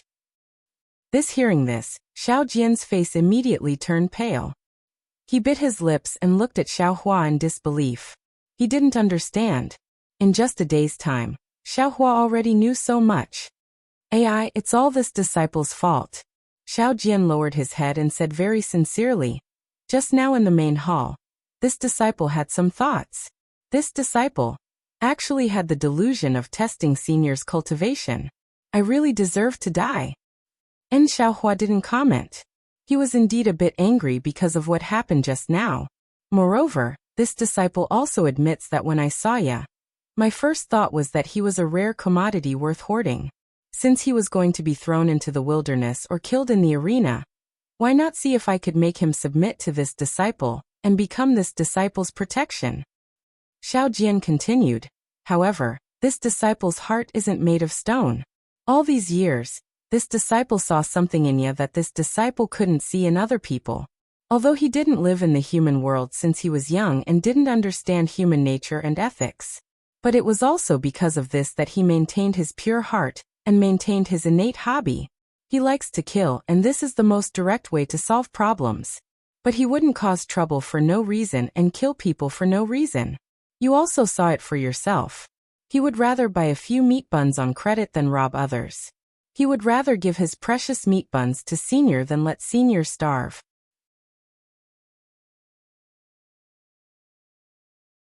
Chapter 3186. How is that possible? Hearing Xiao Jian's explanation, Xiaohua sneered. How can a person who came out of the forest not rob other people's things? Otherwise, how could he come out of the forest? Yet tell the senior. Xiao Jian kindly looked at Yuanya. "Yes, master." Yuanya nodded and looked at Xiaohua with some fear. "Master, when disciple just came out of the forest, disciple often robbed other people's things. He had even injured someone before. However, that was something that happened in the gladiator arena. Since then I have followed master. Master told disciple that other people's things belong to other people. Only things obtained with one's own strength are one's own. Especially when disciple saw the bun shop owner and his staff buy meat, knead the dough, wrap the buns and steam the buns. Disciple knew that buns are not fruits on the tree and do not grow out of thin air. Disciple stopped robbing other people's things." And Xiaohua's expression did not change. Seeing that Yuanya had stopped talking, he asked again. "And that's all?" Yuanya was stunned and answered casually. Xiao Jian sighed in his heart. Xiaohua's tone was obviously a little loose. Perhaps Yuanya could say a few more words? Actually, Xiaohua had already vaguely promised Yuanya before, but Xiao Jian was still not at ease. After all, Yuanya did not become Xiaohua's disciple. How about this? Xiaohua saw Yuanya's honesty and thought for a moment, this old man has a weapon here. If you can pick it up, this old man will accept you as his disciple. Saying this, Xiaohua shook his hand and took out the heaven-leveling rod and casually placed it on the ground. Looking at this 1-meter-long iron rod as thick as a duck egg, Xiao Jian was overjoyed. "Yeah, quick! Senior Xiao wants to accept you as his disciple." That's right, this heaven-leveling staff was so unremarkable. Anyone who saw it would know that this was Xiaohua giving Yuanya a way out. Xiao Jian was very clear about Yuanya's strength. Not to mention this thin staff, even if there were 2 more, Yuanya would still play around with it. "Yes, master." Yuanya's eyes were also filled with ecstasy. He rushed to the heaven-pacing staff, bent down, and grabbed it with one hand. He channeled his strength and tried to lift the heaven-pacing staff. Unfortunately, when Yuanya exerted his strength, his hand actually slipped. He leaned back and almost fell. Ah! Xiao Jian was stunned, and he couldn't help but stare fixedly at the rod that seemed extremely ordinary. "Rise!" Yuanya didn't dare to be careless this time. He walked in front of the heaven-leveling staff and reached out with both hands. The sky-leveling staff didn't rise as Xiao Jian and Yuanya had expected. It didn't even sway. Master, I can't lift it. Yuanya was very direct. He immediately let go after trying. His eyes were filled with frustration, but he still answered Xiaohua honestly. Then don't call me master. Xiaohua waved his hand. Yes, master. Yuanya was so used to answering that he blurted it out without thinking. Xiaohua was too lazy to bother about it. He stretched out his hand and easily grasped the heaven-leveling rod. Then he pulled the rod into the space. Seeing the sky-leveling staff mysteriously disappear, Xiao Jian suddenly exclaimed, Small universe pouch. Senior actually has a small universe pouch. Alright, you can busy yourself later. Xiaohua didn't ask what a small universe pouch was. He saw that Yuanya's shout had already attracted some villagers. He waved his hand, turned around, and walked out of the east room. Now there seemed to be some people in the temple, and they were respectfully offering incense. He walked out of the temple, found a secluded place, and started practicing the Big Dipper Divine Fist again. Seeing that Xiaohua had left, Yuanya hung his head dejectedly. Xiao Jian looked at him and wanted to comfort him, but he knew that anything he said would be useless. He could only say nothing and walk out on his own. As soon as Xiao Jian walked out of the east room, someone immediately saw him. Two middle-aged men hurriedly stepped forward and bowed.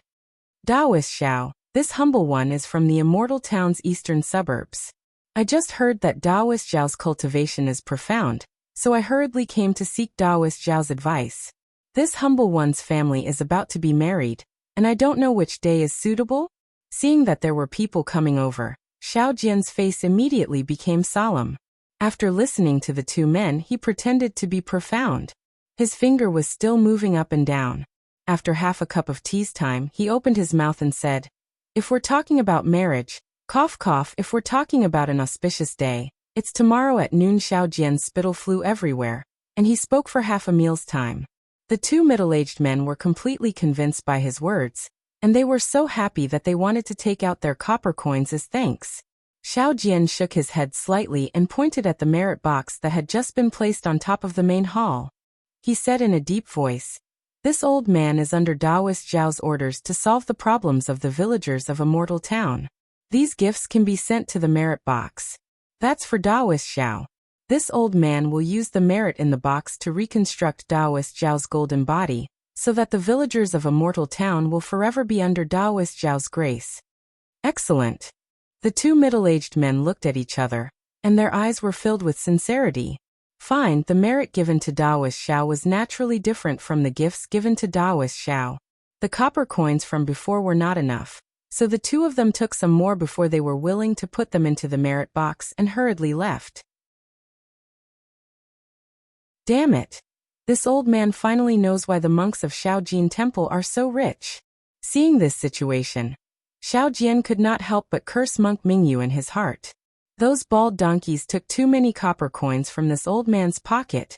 In 10 days, no, in 9 days, I will chase all of you out of Immortal Town. This old man wants to take back what I lost before. Daoist Xiao was prepared to go to the main hall by himself, but he thought that it would be beneath his status as a Daoist disciple, so he thought of Yuanya. However, after a while, Yuanya did not reply. He raised his head and saw that Yuanya had unknowingly climbed up the banyan tree, and was secretly looking out of the Daoist temple. His caution and eagerness made it seem as if he was peeping at a woman taking a bath. Daoist Xiao could not help but shake his head and sigh. Senior Xiao has already said so much, and even took out something heavy that you can't lift. Don't you know that the old man has already blocked the way? Forget it, this old man will go there myself. Daoist Xiao had no choice but to personally go to the main hall of Jiangqiao Temple to receive the devotees who were worshipping the sea god. There were not many people on this day, and it was much better than the deserted streets. Of course, it was a world of difference compared to Shaojin Temple's prosperous incense. However, in Daoist Xiao's eyes, this was already the life of a deity. Every time he saw the devotees take out copper coins, and every time he heard the crisp sound of copper coins falling into the merit box, Daoist Zhao's wrinkles would increase by another layer. His eyes had long been narrowed into slits from smiling. There were even more people on the second and third day, and Daoist Xiao became more and more tired. However, the more tired he was, the more his heart was filled. It was filled with flying copper coins. However, just as he was about to calculate the most suitable birth characters for a boy and a girl who were in love with each other, a pungent stench rushed to his nose. A hoarse and pitiful voice sounded. Daoist Xiao, have pity on us. When Xiao Jian raised his head, he saw a filthy beggar wearing tattered clothes. The beggar was holding a bloody thing in his arms as he knelt in front of him. The stench was coming from the beggar's body. Sigh, how pitiful. Xiao Jian hurriedly reached out and took out a few copper coins from his arms. That kind of nimbleness was far different from the poor man, who could not even take out a single copper coin a few days ago. Then he happily handed them to the beggar and said, "Take these and go buy some food." Daoist Xiao, the beggar, did not get up. Instead, he handed the bloody thing in his arms to Xiao Jian and said sorrowfully, "I don't dare to ask for Daoist Xiao's charity. I only ask for Daoist Xiao's grace to save this child." Ah! Only then did Xiao Jian see clearly that there was a bloody child in the beggar's arms. Although he did not know where the child was hurt, looking at the child's purplish lips and tightly shut eyes, Xiao Jian already knew that this was not something he could do. "Get up quickly." Xiao Jian hurriedly took out a few more copper coins from his arms and handed them to the beggar. "This child is injured, right? I am not a doctor. How can I cure him? Quickly take these copper coins and go to the medical hall to find a doctor to treat him. Daoist Xiao, please take pity on this child." The beggar still did not get up and pleaded. "This child was picked up from the gutter by me. I have already raised him up. Today, I was begging on the street with him when he was hit by a crazy horse carriage. Not only was this child trampled by a horse, but he was also run over by a horse carriage. A kind doctor in the medical hall has already seen him. I'm afraid he won't survive the night. I heard that there is a deity in the Jiangqiao temple who saved the villagers of General Ridge. Therefore, I came here step by step from the town. Please pray for this child, Daoist Xiao. Please save this child, Lord See God." "Father, I'm in pain at this point." The bloody child seemed to wake up and groaned as he spoke softly. "Gua, Gua," the beggar shouted. "Father is begging Daoist Xiao. He will definitely save your life." Ah, this beggar. At this moment, some people had already gathered around. A young man exclaimed, "He has no legs. He crawled up the Jiangqiao temple while kneeling." "Oh, that's right. This is all blood stains." Another few young men exclaimed. Two of them even ran out of the Taoist temple. Indeed, the faint blood stains were imprinted on the mountain path of Jiangqiao Ridge, all the way to the bottom of the mountain. Previously, Xiao Jian was still hesitant. He was afraid that this beggar adopted this child, so that he could use some means to cripple this child and make him beg like a beggar. Now that he saw the blood stains, he knew that the beggar loved this child dearly. He hurriedly shouted, "Yeah. Quick, go to the west room and get some warm water to wash this child. Oh right, let Daoist Xiao come and help. I will beg Daoist Xiao to see if he can show mercy."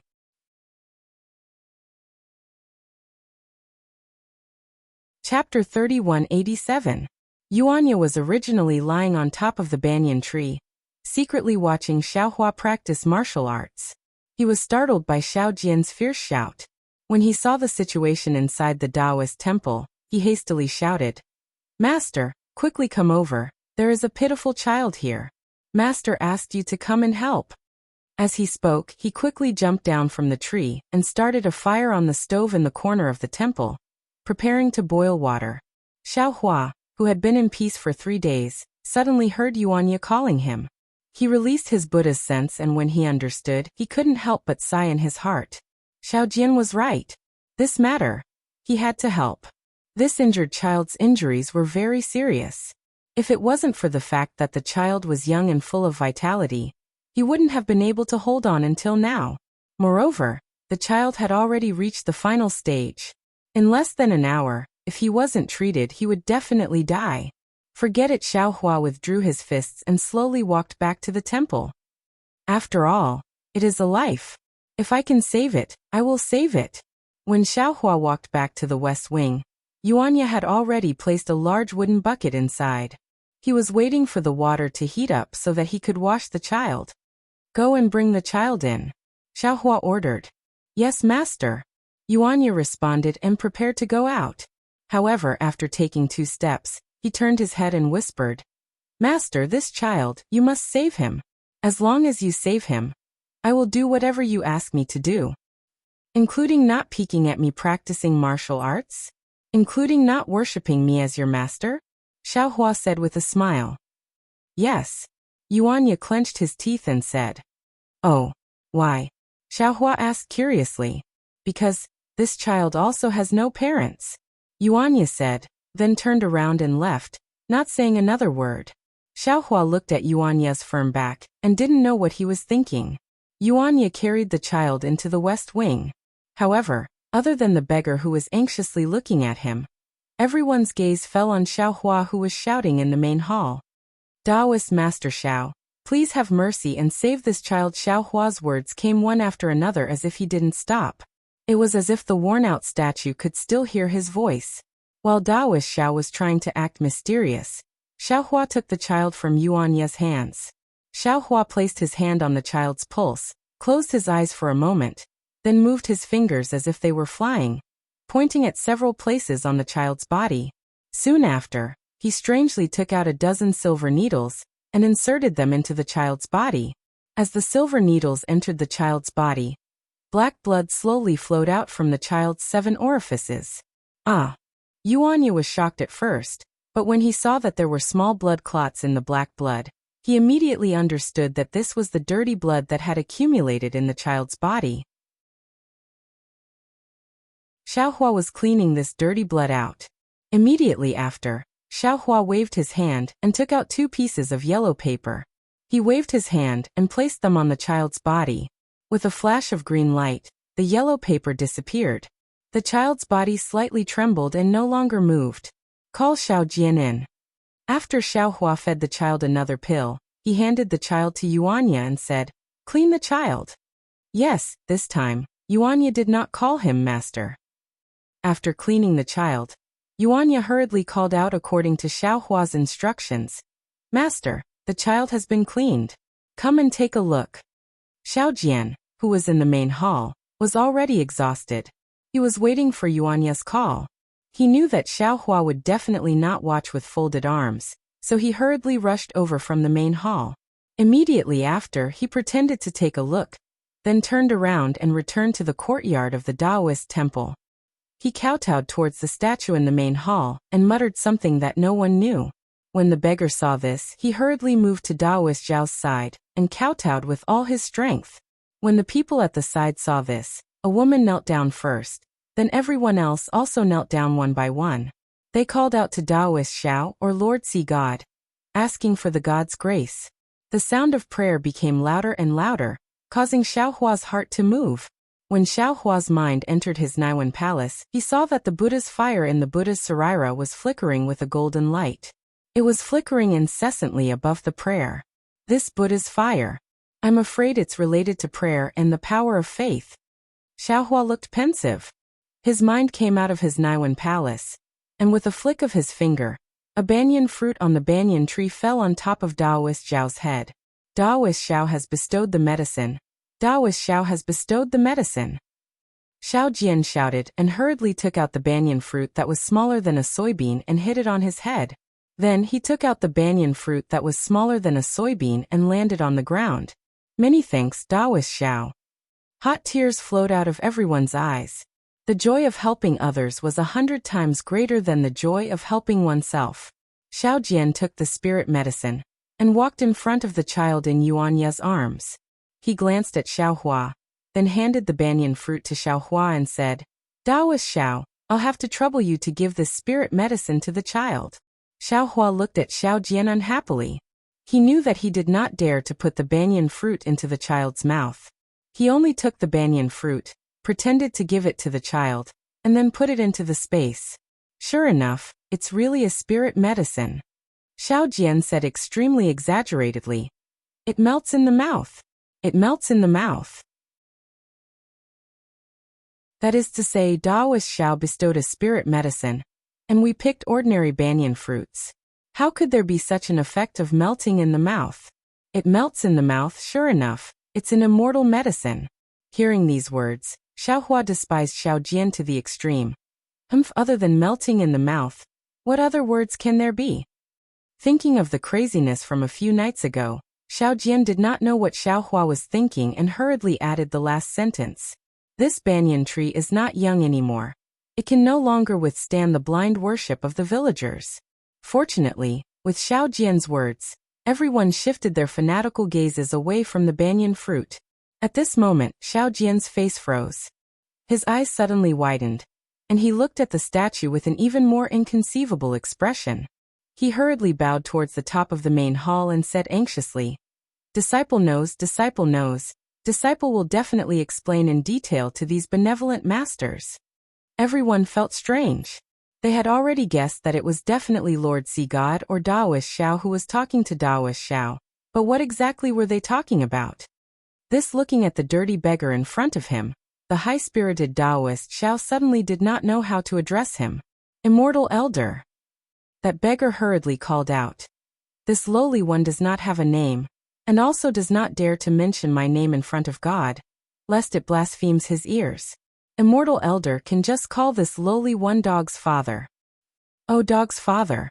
Daoist Xiao slightly shook his head. "This is your fault. This lowly one Dog's father was really anxious, and hurriedly kowtowed again. He really did not understand where he had gone wrong. In front of Daoist Xiao, in the eyes of Lord Sea God, we are all ants, no matter if we are rich or poor, male or female. We are all his people, and we all have to be protected by him. If you feel that your name has blasphemed Lord Sea God's ears, then wouldn't you have to remove yourself from Lord Sea God's eyes? This lowly one does not dare. This lowly one does not dare." That dog's father was moved to tears. He really did not expect that a beggar like him would actually have the same status as others in front of God. "All right, I will not say any more." Daoist Xiao hurriedly waved his hand again, and then raised his voice to say to everyone, "Just now, I received Lord Sea God's oracle. Dog's life is already fine. However, there are still some injuries on his body, and these are things that I, immortal, can heal. Thus, Lord Sea God disdained to take action, and let us send Dog to the town's medical hall. Why does Daoist Xiao need to personally go?" Just as Xiao Jian finished speaking, a few kind men and women had already stepped out from the crowd. "Leave this matter to us. Daoist Xiao should still stay in the Daoist temple and serve Lord Sea God." All right, in that case, many thanks to everyone. Lord Sea God will see what everyone has done. Seeing that these few people were dressed like fishermen, Xiao Jian immediately changed Daoist Xiao to Lord Sea God. Xiaohua, who was at the side, was both angry and amused. He sent a voice transmission to Xiao Jian to take out some copper coins to give to that dog's father, and let him go to the medical hall to treat the injuries in his body. In Xiao Jian's mouth, he actually directly asked the kind men and women in the Daoist temple to go, saving himself a lot of copper coins. A woman hugged the dog and a few people held the dog's father, and a large group of people followed behind to watch the show. Thinking of how the doctor in the medical hall would determine the condition of the dog, and personally seeing a child on the verge of death come back to life, they would probably be able to show off to others every day for the rest of their lives. Everyone left, and the entire Daoist temple suddenly became cold and cheerless. Xiao Jian looked to his left and right, seemingly not used to it. "Many thanks, Senior." Xiao Jian saw Xiaohua walk out, and Yuanya, who was behind him, easily carried the large wooden bucket to the outside of the Daoist temple to pour water. He hurriedly bowed and said to Xiaohua, "Why didn't this disciple think of letting that child go to the medical hall? This way, wouldn't a lot of people in Longevity Town know about the miracle of my Rivertide Temple?" How can this old man be so narrow-minded like you?" Xiaohua waved his hand, slowly walked out of the Daoist temple, and said disdainfully, "This old man originally didn't know the Qi Huang technique. That child took a pill, but it couldn't heal the bones in his body. These things can only be cured by a real doctor. Do you really think this old man is really the Sea God?" Yes, after seeing Xiaohua's ability, Xiao Jian really admired Xiaohua from the bottom of his heart. How could he dare to refute half a word? Xiaohua also didn't pay attention to him, and went out to practice martial arts. Yuanya scuttled back to the banyan tree, and continued to secretly learn from Xiaohua. The matter of the dog seemed to be very sensational. The River Tide Temple, which had returned to its peaceful state before noon, welcomed a stream of people in the afternoon. These people didn't just bring incense and candles, they also brought sacrificial items, and many of them even left copper coins in the merit box. At this time, although Daoist Xiao was smiling from ear to ear in his heart, his face was even more solemn. He didn't even ask questions like he usually did. He held a snow-white horsetail whisk in his hand, and in front of the damaged statue in the main hall, he pretended to be an expert and answered the questions of the kind men and women.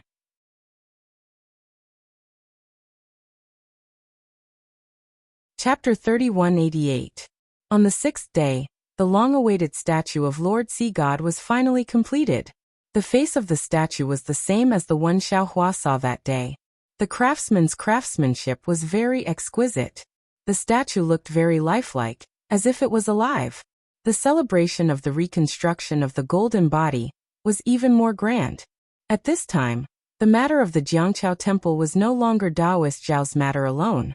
Not only did the fishermen come, there were also the villagers of the General Ridge, and the devout townspeople who came to help. The celebration was extremely lively and took half a day's time. However, this had nothing to do with Xiaohua. Even if there were some chores, Yuanya would go and help. Daoist Xiao did not dare to rashly trouble Xiaohua. Xiaohua was naturally happy to have peace and quiet. He was constantly using the Big Dipper divine fist beside the Daoist temple. Xiaohua's appearance naturally attracted the attention of others. However, the adult's attention was only attracted by the bustling Daoist temple for a moment. Who would still look at a Daoist who was endlessly practicing inexplicable punches and kicks? On the other hand, there were some children who were happily playing near Xiaohua. There were even some who were standing there and gesticulating. Only when the sun set in the west did the people in the Daoist temple gradually become sparse. Only when the sky was completely dark and a half-moon appeared on the horizon did the Daoist temple become completely deserted. Senior Xiao Jian walked out of the Daoist temple and stretched his body. He raised his voice and said, "You have been practicing punches and kicks here for an entire day. Aren't you tired?" "You have your tiredness, I have my leisure." Xiaohua withdrew his punches and kicks. Naturally, he would not be tired. However, this kind of boring punches and kicks, even though there was a cool current flowing from his bones and he enjoyed it very much, he also felt bored after a long time. "You don't look anymore. Quickly go and boil some hot water for this old man." Xiao Jian shouted towards the banyan tree again. "This old man is tired for an entire day. My whole body stinks of sweat. You are just hiding on the tree and idling." "Yes, master." Yuanya's unchanging voice came from the top of the tree. Then there was the sound of the branches swaying. The pitiful banyan tree, in these few days, other than Yuanya hiding on top of it, it was also ravaged by many good men and women. The effect of the banyan fruit was already equivalent to an immortal pill. Who didn't come to Jiangqiao temple to get one or two? Although Xiao Jian had already made it clear, how could a person's greed be dispelled with just a few words? Looking at this Xiao Daoist who was not too particular about cleanliness a few days ago, Xiaohua smiled and said, "Congratulations, Daoist Xiao. This Jiangqiao temple is becoming more and more prosperous.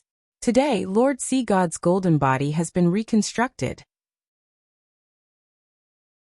I'm afraid it won't be long before Jiangqiao temple is rebuilt.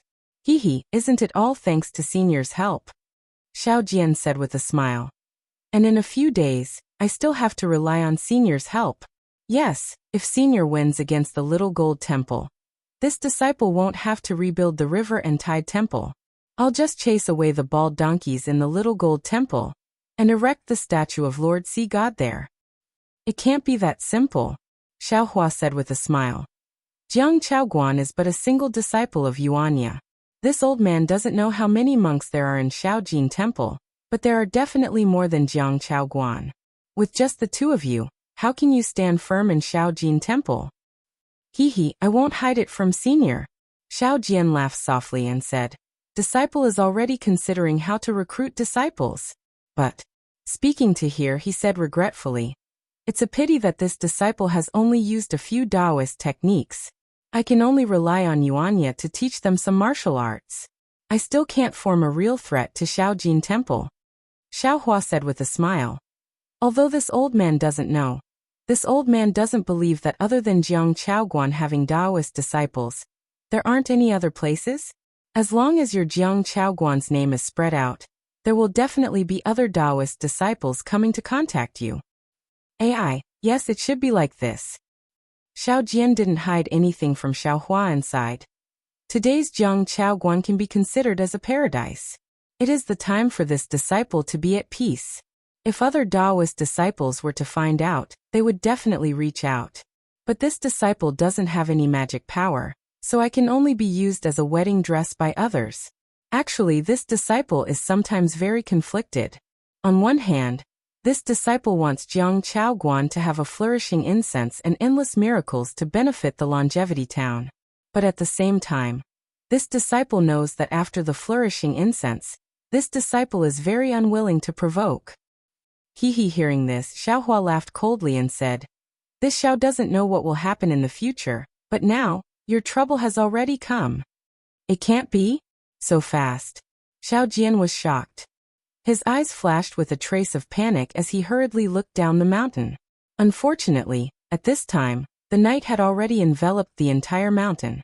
No matter how far Xiao Jian looked, other than darkness, there was only darkness. However, Xiao Jian immediately recovered his calm and said with a smile, With Senior here, this disciple has nothing to be afraid of. This Xiao only promised you to accept the challenge of Shaojin Temple. I never promised. Xiaohua said with a smile. Suddenly, he was slightly stunned and his brows slightly wrinkled. Yuanya, Xiaohua raised his voice. Yes, master.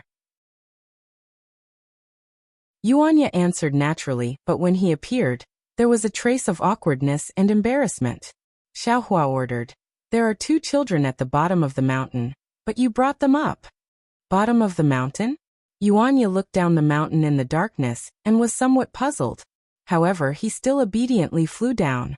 After a while, he came out of the darkness with a child in each hand. Oh, isn't this Brother Lu? Without waiting for Xiaohua to speak, Xiao Jian saw the blood-stained youth in Yuanya's left hand, and the flesh on his body was lacerated.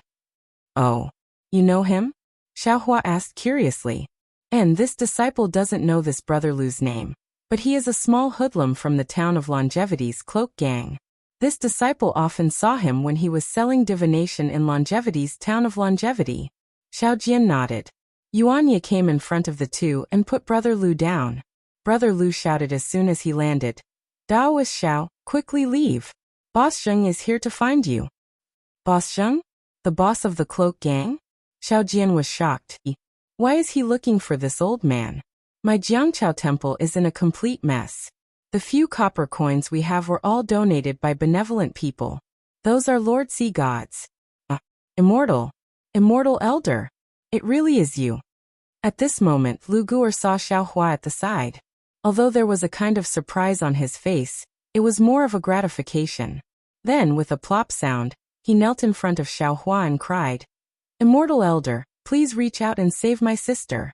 I know. Lord Sea God who saved Goer is you. As long as you give me a pill, my sister's life will be saved. Oh, this child still hasn't recovered? Xiaohua looked at the girl in Yuanya's hand. Sure enough, the girl's eyes were tightly shut and she looked like she was unconscious. That's right, Immortal Elder. That day, you gave me some copper coins. I immediately brought my sister to the medical hall. Louis knelt on the ground and refused to get up. He cried and said, The doctor prescribed medicine for me. However, after taking it, not only did my sister's condition not get better, it became even worse. Now the copper coins have been spent and my sister is unconscious. Moreover, my sister's body is very hot. No matter what, I can't lower her temperature. A few days ago, I heard about the miracle of the Jiangchao temple from the medical hall's doctor. I also wanted to ask Lord Sea God for help. But Boss Zheng has been looking for me. I don't dare to show myself. At this point, Louis suddenly remembered something. He knelt and shouted, Daoist Xiao, you must leave quickly. That Boss Zheng has invited an expert, and is about to go to the Jiangchao temple. If you don't leave now, I'm afraid it will be too late. Brother Lu, this old man's Jiangqiao temple is extremely poor. Why did Boschung come here? Even if the Jiangqiao temple is prosperous these few days, it shouldn't attract the attention of the Zephyr gang. Xiao Jian trembled and asked Lu Yi, do you know the specific reason? I don't know. Lu Yi was very anxious. He urged again. I have been hiding in a secret place. However, I was still found by Boschung this afternoon. The two leaders of the Zephyr gang disappeared. Boschung suspected that it was related to me. Therefore, he blocked me and my sister at that place and used cruel means to deal with me. The injuries on this little one's body were caused by someone beating me up in the afternoon. Looking at Boschung's posture, I knew that I wouldn't be able to come out alive today. However, at dusk, someone suddenly reported to Boschung that the person he was looking for had arrived. Boschung seemed to attach great importance to everyone. He immediately ordered his subordinates to hang me up high and let me slowly starve to death. Then he hurriedly left. When I was in a daze, I heard him shouting Jiangqiao Temple. At this point, Louis licked his dry lips and said with a trace of luck on his face, fortunately, I used to have a life and death friend in Longevity Town who could be said to be congenial. After Boschung left, he sneaked back and put me and my sister down from a high place. He told me to quickly leave Longevity Town. Dog butchers always have righteous people. Xiao Jian sighed when he heard this. Dog butchers are more vicious and merciless people. Xiao Hua coldly retorted and asked again. Then why didn't you quickly escape from Longevity Town? Why did you come to Jiangqiao Temple? Don't you know that coming to Jiangqiao Temple is leading a disaster for Jiangqiao Temple? Because Louis looked at Xiao Hua's calm face. He didn't know what he was thinking. He slightly gritted his teeth and said, I know Daoist Xiao and also know Ya. I remember that I was caught by Ya. However, not only did he not send me to the Yamen, he even gave me a meat bun. There is such a thing. Yuanya nodded at the side and agreed in a low voice. It was obvious that he had a good impression of Lu Yi. Also Louis stole a glance at Xiao Hua and said carefully, just now, I already said that I heard that Jiangqiao Temple has the miracle of Lord Sea God that can revive the dead. Thus, I had the thought of sending my sister here. Now that my sister is on the brink of death, I can't care too much. Moreover, I can also send a letter to Daoist Xiao.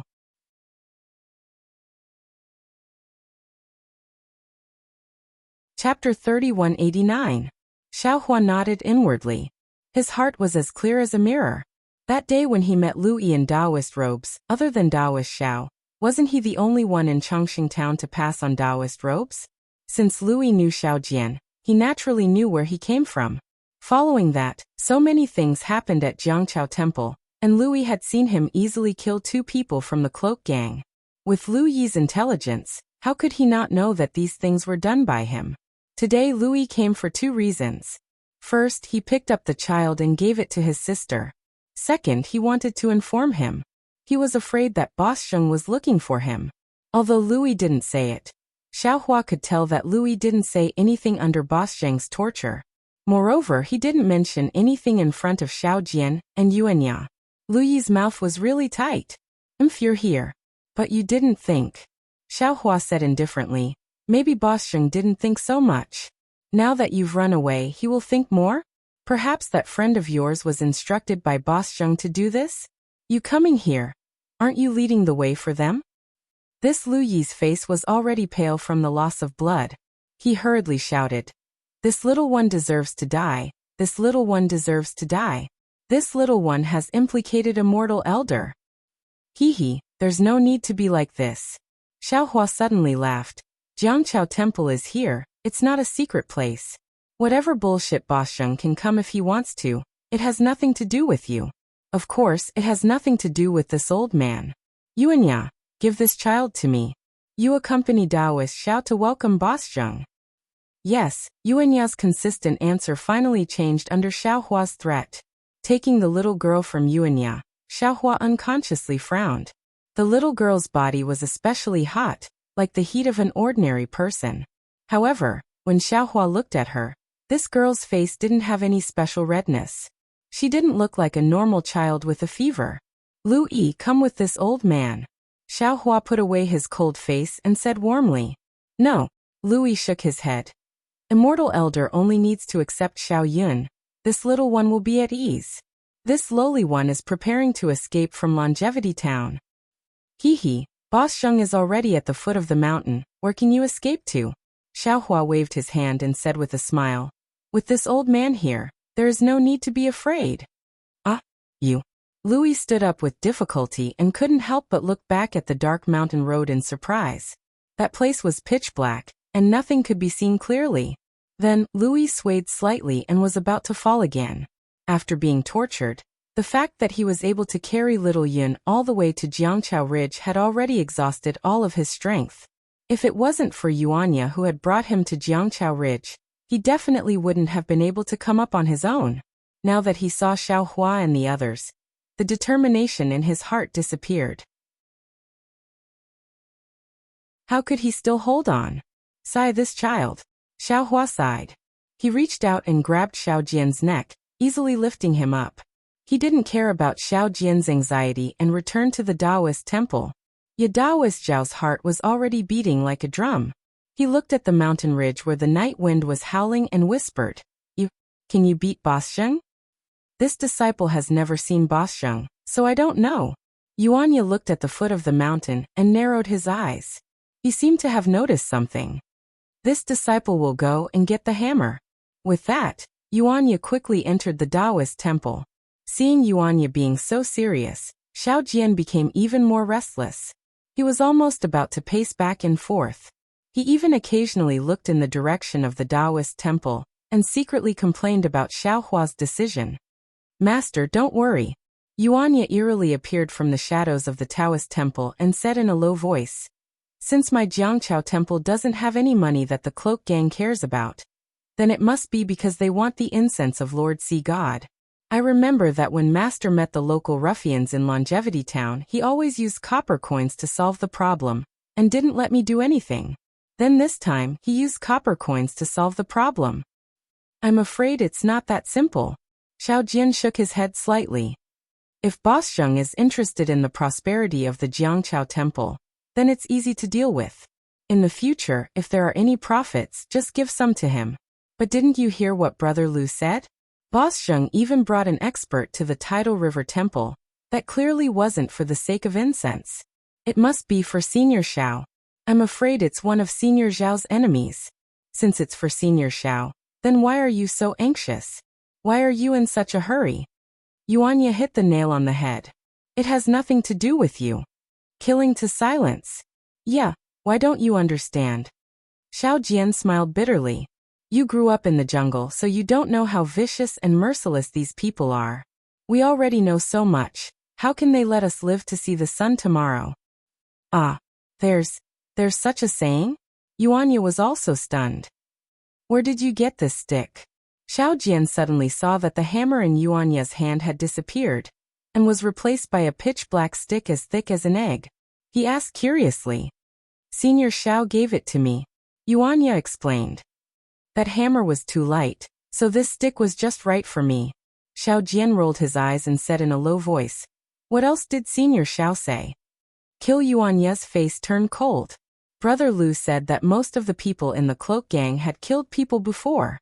Especially the people around Boss Zheng, they didn't kill anyone. Senior Xiao told the disciples to kill without fear. This kind of killing is a good deed. Phew, Xiao Jian finally let out a sigh of relief. He patted his chest and said, Luckily, Senior Xiao is from our Jiangchao temple. Master, they are here. Yuanya looked down and reminded. Xiao Jian naturally couldn't see that far, so he didn't look and sat down on the ground. Yeah, you sit down too. Otherwise, they will know that we are waiting for them. It will be hard for Master to explain. Yes, Master. Yuanya obediently sat not far away from Xiao Jian. The magic wand in his hand was also placed not far away. In just half a cup of tea's time, more than 10 strong men jumped out from the mountain path. These men were all wearing black clothes and black headscarves. Other than their faces, the rest of their body was hidden behind the black clothes. The man who jumped out first saw Xiao Jian and Yuanya sitting there, and was stunned. Then he hurriedly said to the slightly fat man behind him, Big brother, These two are the two bastards from Jiangchao Temple. Cough cough, the slightly fat man took 2 steps forward, revealing his broom-like thick black eyebrows and garlic-sized nose. He coughed twice and said, Old Jiu, what did I teach you? These two are the Taoists from Jiangchao Temple. How can you speak rudely? Yes, big brother. Old Jiu didn't dare to argue. He bowed his head and didn't say anything. Is this Taoist Xiao? Boss Zheng quickly walked forward and cupped his hands. Seeing Boss Zheng being so polite, Xiao Jian felt apprehensive. However, he hurriedly got up and returned the greeting. I am Xiao Jian. I wonder who is this benefactor? Oh, I am the leader of the cloak gang, Zheng Mao. Boss Zheng smiled and said, Taoist Xiao has been staying in Jiangchao Temple for many years. I should have come to visit you earlier. However, because I was busy with the gang's affairs, I neglected it. Oh, so it's gang leader Zheng. Xiao Jian's face turned serious. He hurriedly tidied up his Taoist robe and bowed. I didn't expect you to come to my Jiangchao Temple. Please forgive me. It's fine, it's fine. Zheng Mao waved his hand. Taoist Xiao has already welcomed me at the entrance. How is this neglect? It really made me feel a little panicked. What's going on? Xiao Jian originally thought that they would start a fight the moment they met. Who knew that they would be so polite, which really made him confused. Is gang leader Zheng here to burn incense in my Jiangchao Temple? Xiao Jian rolled his eyes and said with a smile. If so, please come to the main hall and kowtow to Lord Sea God. He Zheng Mao waved his hand and said with a smile. I have never believed in ghosts. Although Jiangchao Temple is prosperous now, in my eyes, those things are no different from the things that the monks of Shaojin Temple did. Moreover, I have never entered Shaojin Temple. Is this Jiangchao Temple? It's better not to enter. So it's like this. Xiao Jian panicked and asked again. Then why did Lord Gang Leader come here so late at night? Forget it. A straightforward person doesn't resort to insinuations. Zheng Mao looked at the Taoist temple not far away and said, I came here today to discuss a business deal with Taoist Xiao. Business deal? Xiao Jian saw that Zheng Mao was not looking for Xiao Hua and his heart relaxed. He hurriedly said with a smile, Since it's a business deal, it's easy to talk about it. Lord Gang Leader, please say a price. In the future, when my Jiangchao Temple is prosperous, I will definitely send things to Cloak Gang on time to show my filial respect to Lord Gang Leader. Ha ha ha, seeing Xiao Jian being so tactful, Zheng Mao laughed loudly. How could your Jiangchao Temple's little bit of incense money be in my eyes? How could it be worth for me to come here personally? Even for the little gold temple, I only sent a deputy gang leader over. When Xiao Jian heard this, he was even more baffled. He carefully said, Since Lord Zheng doesn't care about my Jiangchao Temple's incense money, then I don't know what else my Jiangchao Temple can do business with Lord Zheng. Taoist Xiao, what do you think this is? Zheng Mao said as he took out something from his bosom, and casually threw it to Xiao Jian. That thing was black. Xiao Jian didn't dare to catch it and hurriedly dodged. With a pu sound, that thing fell to the ground. Taoist Xiao is quite cautious. Zheng Mao said with a smile. Xiao Jian hurriedly picked up that thing from the ground and said with a smile. I am old and can't see clearly. When Xiao Jian saw the thing in his hand, he couldn't help but stare blankly. What? Taoist Xiao doesn't recognize this thing? Zheng Mao narrowed his eyes and looked at the thing in his hand.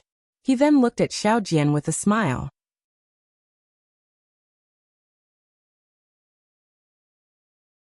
Chapter 3190. Of course Xiao Jian recognized this item. Wasn't it the stone that was chiseled off from Xiao Hua's body when he discovered him? However, what Xiao Jian didn't understand was how this item ended up in Zheng Mao's hands, and even caused him to come to the Jiangchao Temple. Of course I recognize this item. Isn't it just a stone? Xiao Jian said perfunctorily. Zheng Mao glanced at Yuanya, who was on guard, and said, Taoist Xiao, I came here today with great sincerity. This vitality stone. To tell you the truth, someone got it from your Jiangchao Temple.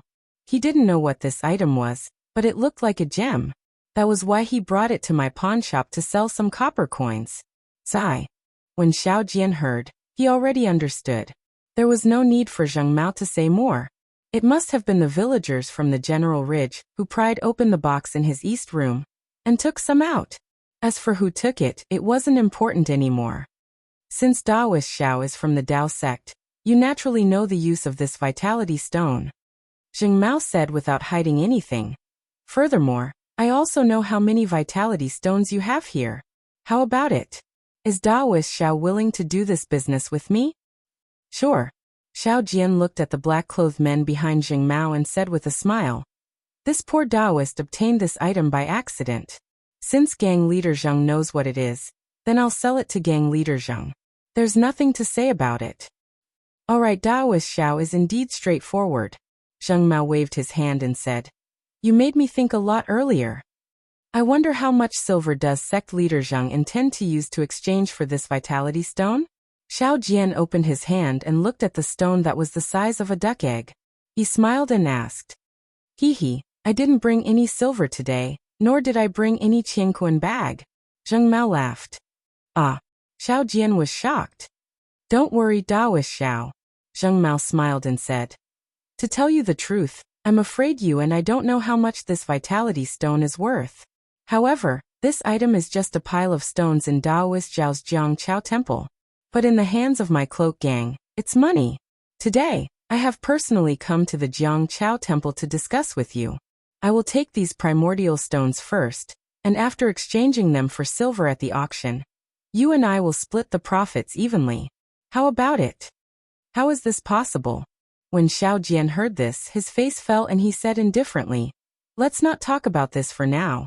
The source stones belong to my Jiangchao temple, and it has nothing to do with the cloak gang. The idea of a 50-50 split was complete nonsense. I will not agree. What's more, gang leader Zheng said that he would take the primordial stones away. No one would agree to that, right? Hee Daoist Xiao. If the ratio is not suitable, it won't be too late to discuss it later. Zheng Mao smiled and said, but Daoist Xiao, you have to think about it. If you didn't have my cloak gang, where would you exchange your primordial stones for silver? I'm the only one who can help you find the exchange location, right? As for the second condition, I'm a man of my word in Longevity Town. Isn't my cloak gang a guarantor? Gang leader Zheng. Xiao Jian already knew that Zheng Mao was trying to gain something without risking anything. He even had the intention to forcefully swallow these primordial stones. He sneered and said, country of Xi naturally doesn't have any place to exchange primordial stones. But what about the capital of Copper Pillar country? There's an auction there. I can just bring these primordial stones there. What's so difficult about it? Ha, Zheng Mao laughed loudly. If I knew about it before, it wouldn't be a problem. But now that I know, there's a big problem. Do you think I brought so many brothers here just to see the night scene? Do you think the incense in the Jiang Chao temple is flourishing these few days? How dare you? Xiao Jian's furious roar was extremely frightening. Even Zheng Mao was dumbfounded and felt a sense of fear. This is my Daoist sect's Daoist Xiao Daoist sect's Daoist sect. You dare to come here and disturb a Daoist? Do you not want to live anymore? Xiao Jian's following words made Zheng Mao laugh again. He threw away his previous fear and pointed at the Jiang Chao temple and said, what kind of place is this Jiang Chao temple? I believe I know better than all of you, right? 40 years before Daoist Master Xiao came to you, I had lived in this Jiang Chao temple for several years. The coldness of the winter night, the loneliness of the summer night. How could I not know? At that time, I made a wish to this bullshit Lord Sea God. As long as I don't feel cold, as long as I can eat my fill, I will definitely reconstruct his golden body. Unfortunately, my words were blown away by the night wind 40 years ago. My heart was also broken at that time. I know, there are no gods in this world. It's just that when there are many people who believe in them, they are gods. I also know that only by relying on one's own ability can one eat their fill, and live in a big house that doesn't feel cold. Daoist Xiao has been in Longevity Town for so many years, but I have never caused you any trouble. Of course, it's because Daoist Xiao also doesn't have enough to eat. More importantly, it's because you stayed in Jiang Chao temple, and I didn't want to disturb you. But today Zheng Mao looked left and right. I brought my brothers here just to have a good discussion with Daoist Xiao. If it was before, How could I say so much to you? How could I give you 50% of the benefits for free?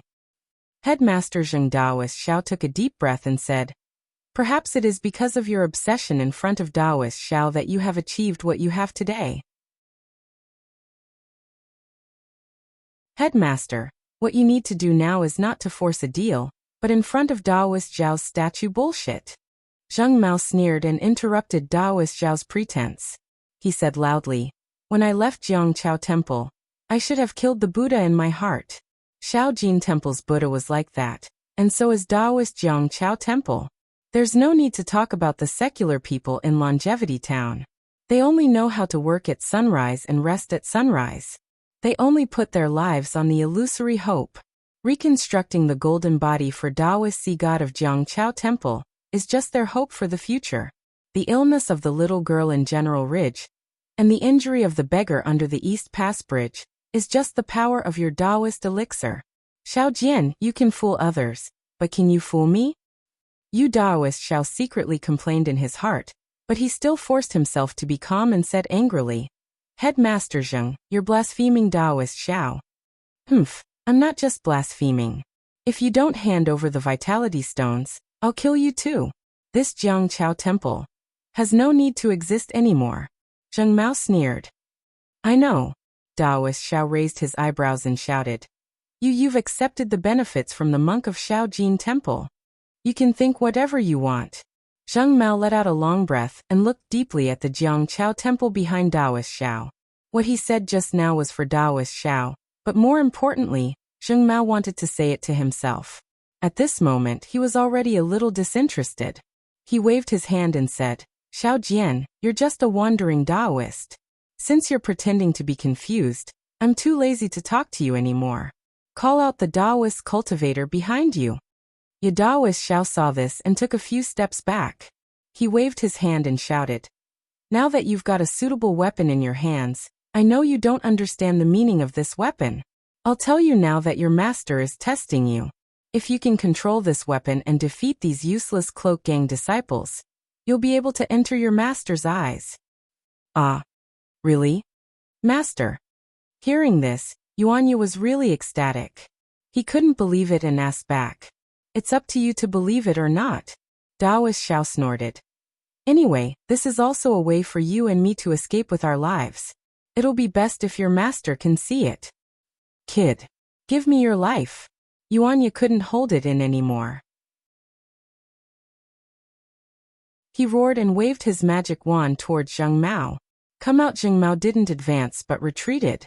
The four disciples on his left stretched out their hands and took out their weapons to meet Yuanya.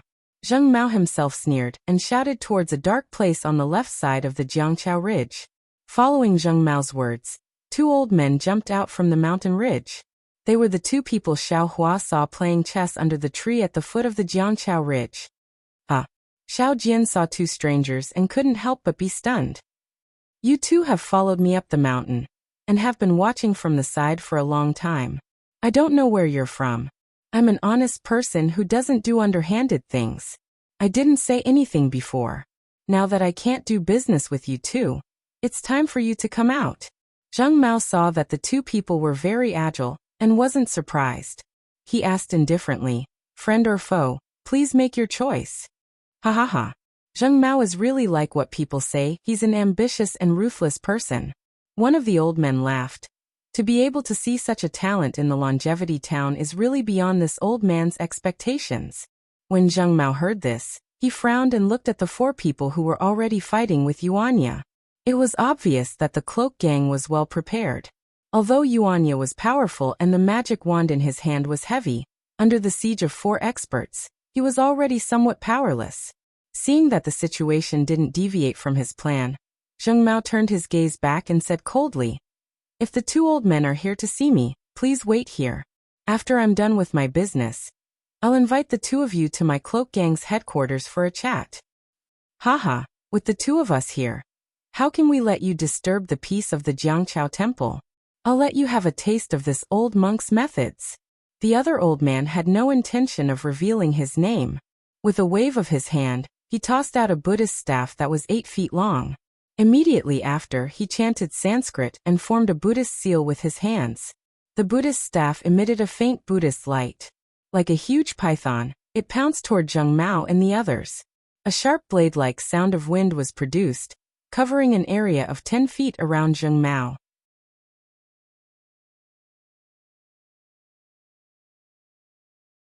Chapter 3191. When the other old man saw this, he didn't dare to be negligent. His body actually flew up and waved his hand. That seemingly ordinary hand suddenly became bigger. One by one, golden palms appeared along with the old man's Buddhist seal, and smashed toward the other cloak gang disciples who were wearing black clothes. These two old men were actually Buddhist disciples. Moreover, these two Buddhist disciples were actually here to protect the Jiangqiao temple. They were here to protect Taoist Xiaojian. Ah! Zheng Mao was obviously surprised. He said in surprise, "You guys are monks from the small gold temple? Could it be that you guys are also drooling over the vitality stones?" Unfortunately, the two Buddhist elders didn't answer. The power of the Buddhist staff and the palm shadows were already very close to Zheng Mao and the others. Naturally, other than Zheng Mao, who stood there steadily with his hands slightly clenched and didn't move, the other cloak gang disciples had already moved. They took out their weapons and fled in all directions. Quick, seeing that the two Buddhist elders didn't have any intention to answer, Zheng Mao hurriedly spread out his hand. A small green sword that was 1 inch long appeared in his hand. As Zheng Mao chanted the sword art, he breathed on the small sword. The small sword flew into the air with a swoosh sound and expanded into a 3 feet long green sword. With a kung sound, it hit the Buddhist staff. Zheng Mao's flying sword was obviously no match for the Buddhist staff. It was immediately sent flying. However, the attack of the Buddhist staff was also blocked. Zheng Mao and the others took the opportunity to escape from the attack range of the Buddhist staff. The old man's Buddhist seal changed again. The Buddhist staff let out a wung-wung sound and was raised again. The other old man's palm fell.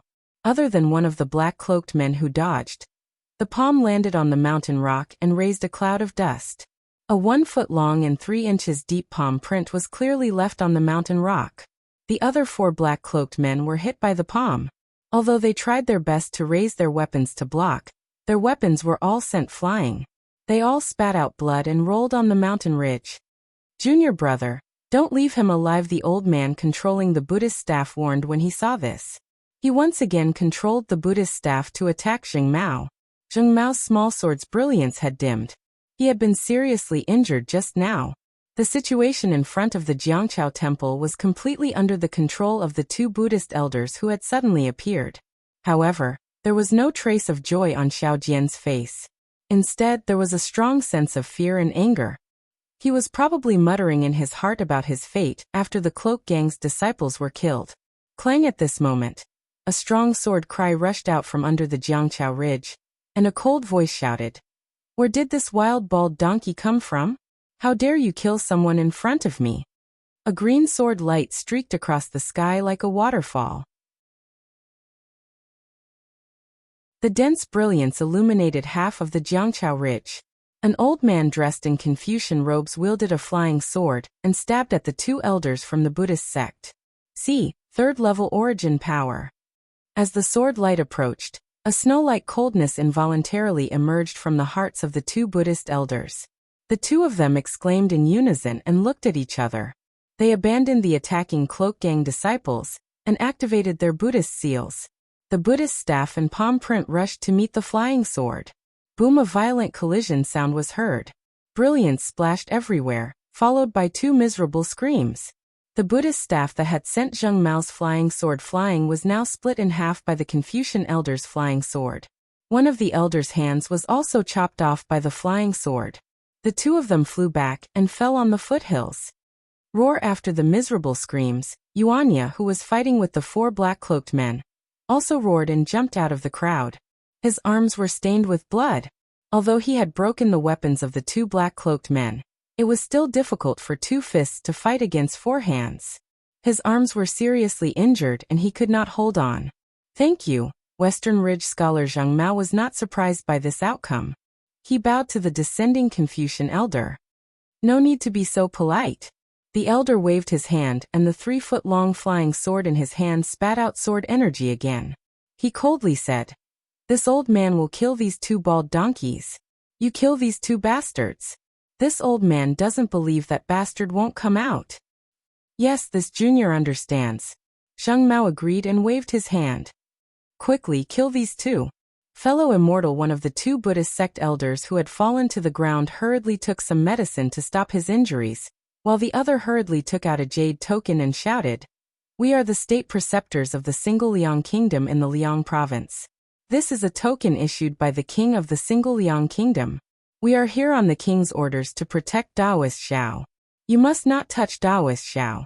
Otherwise, it will cause a war between the country of Xi and my single Liang country." Single Liang country? The Confucian elder with the bright moon Western Ridge scholar was startled. He grabbed the jade token and it landed in his hand. This jade token was 3 inches long and was sparkling and translucent. It was obvious that it was not an ordinary item. On the front of the jade token were the 2 words Single Liang, and on the back was the word Xiao. "You are indeed the state teacher of Single Liang country." Western Ridge scholar frowned. He looked at the 2 Buddhist elders and asked curiously, "Why did you come all the way here to protect a Taoist bastard?" "Fellow immortal, this is an order from our king." The elder did not explain.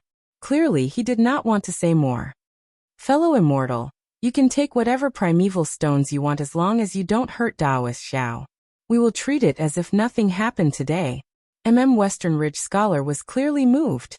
He did not want to go against an order from a king, even though Single Liang country was not close to the country of Xi.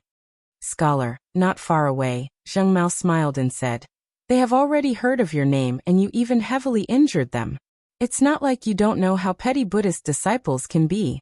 If I let them go, how can I still take the primeval stones from the Tidal River Temple? Even if I don't take the primeval stones, my cloak gang still wants to survive in Longevity Town for a few more years. You don't need to be chased to the ends of the earth by others, right?" "That's right." Western Ridge scholar looked at the Tidal River Temple, which was still motionless, and grinned. "I have offended Buddhist disciples before, and was even chased by an old bald donkey with 2nd-grade essence energy. If I let them go today, I will have to run away again. Even if I get the primeval stones, I can't cultivate properly." Rumbled just as Western Ridge scholar made his decision. A green light flashed in the sky above the Tidal River Temple. Then there was the sound of thunder. After the thunder, thick dark clouds gathered from all directions. The clear night sky now looked like it was about to change. The thunder naturally attracted everyone's attention. However, when they looked at the sky, the dark clouds and the mountain wind, there was nothing out of the ordinary except for the strange thunder. When they looked at the motionless Tidal River Temple, they didn't pay much attention to it. However, just as West Ridge scholar was about to activate his flying sword again, and the 2 Buddhist elders turned pale, countless bolts of lightning appeared above everyone's heads and rained down on West Ridge scholar and the cloak gang. Ah! The lightning moved quickly and Western Ridge scholar hurriedly used his flying sword to block it. However, under the powerful lightning, the flying sword was instantly shattered. Western Ridge scholar was struck by 3 bolts of lightning and died with a scream. As for Zheng Mao and the others, they were even worse off. They couldn't resist at all, and had several large holes in their bodies. They died on the spot. More than 10 lives were lost in an instant, but the remaining heavenly lightning continued to strike. Thunder and lightning continued to roar above the foot of the mountain. After a while, the foot of the mountain regained its tranquility. Other than the 4 people who were dumbfounded, there were only the mountain rocks and the mountain path that had been charred black. However, the charred area was covered by the night sky. Apart from the rising smoke, it couldn't be seen. The tranquility only lasted for a few breaths. Bean-sized raindrops fell from the dark clouds above the lightning, hitting the faces of the dumbfounded people, the corpses that were killed by the lightning, and even the Jiangqiao Ridge. After the time it took to finish a meal, the thick clouds gradually moved away, revealing the half-moon in the sky. The raindrops also gradually thinned out. Xiao Jian seemed to have woken up from a dream and said coldly to the 2 Buddhist elders, "Both of you, Scram back to the country of Danliang and tell that Xiao Jun. This old man has the protection of my Taoist god. I don't need his hypocritical kindness. Also, pass on this old man's words to him. When this old man is tired of living in the hidden immortal continent, I'll return to the country of Danliang and take back the throne that belongs to this old man. The two Buddhist sect elders looked in horror at Western Ridge Lei and the others who had been struck to death by the heavenly lightning. Then they looked at the charred ground. Finally, they looked at themselves, who were unharmed, and the slightly muddy mountain. They exchanged glances and bowed deeply to Xiao Jian. Then, they rushed down the mountain path in a sorry state and gradually disappeared. Master Yuanya finally dared to speak. He said with an incredulous tone. Disciple isn't dreaming, right? Yashao Daoist still dragged his voice and called out. Yes, master. Yuanya replied absent-mindedly. Come here. Yes, master. Use all your strength and pull this old man's arm. Xiao Daoist's words floated like a gust of wind. Yes, master. Xiao Daoist's miserable scream was comparable to a pig being slaughtered. Damn it, this old man told you to use all your strength, not to torture this old man to death. Yes, master. Yuanya's voice didn't carry any shock. Instead, there was a hint of confusion. This disciple didn't use much strength, damn it. Looks like this isn't a dream. Xiao Daoist looked at the bruise on his arm and sucked in a breath of cold air. There was a trace of excitement in his mouth. Is this master's divine ability? Yuanya moaned and stuttered in a low voice. Master, is he human?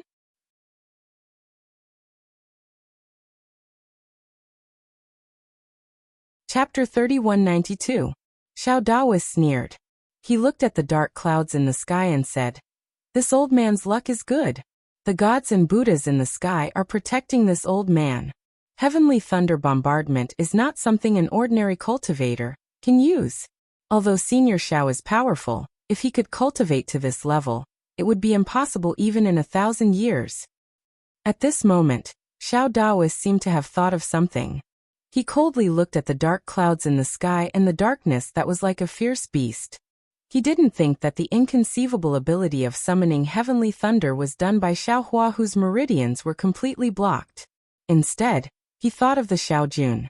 That's right, Xiao Jian had always thought that Xiao Jun had sent people to monitor him and prevent him from retaliating. However, he didn't expect that the situation was the complete opposite of what he thought. These people monitoring him were actually protecting him. How could he remain calm? This old man is already like this. What do you want to do? Are you pitying this old man? Damn it, this old man doesn't care. Suddenly, Xiao Jian couldn't help but roar at the night sky like a hungry wolf. Master. Yuanya didn't understand these things and looked at Xiao Jian strangely. Forget it. Yet, go see what Senior Xiao is doing. Xiao Daoist dejectedly lowered his head and waved his hand.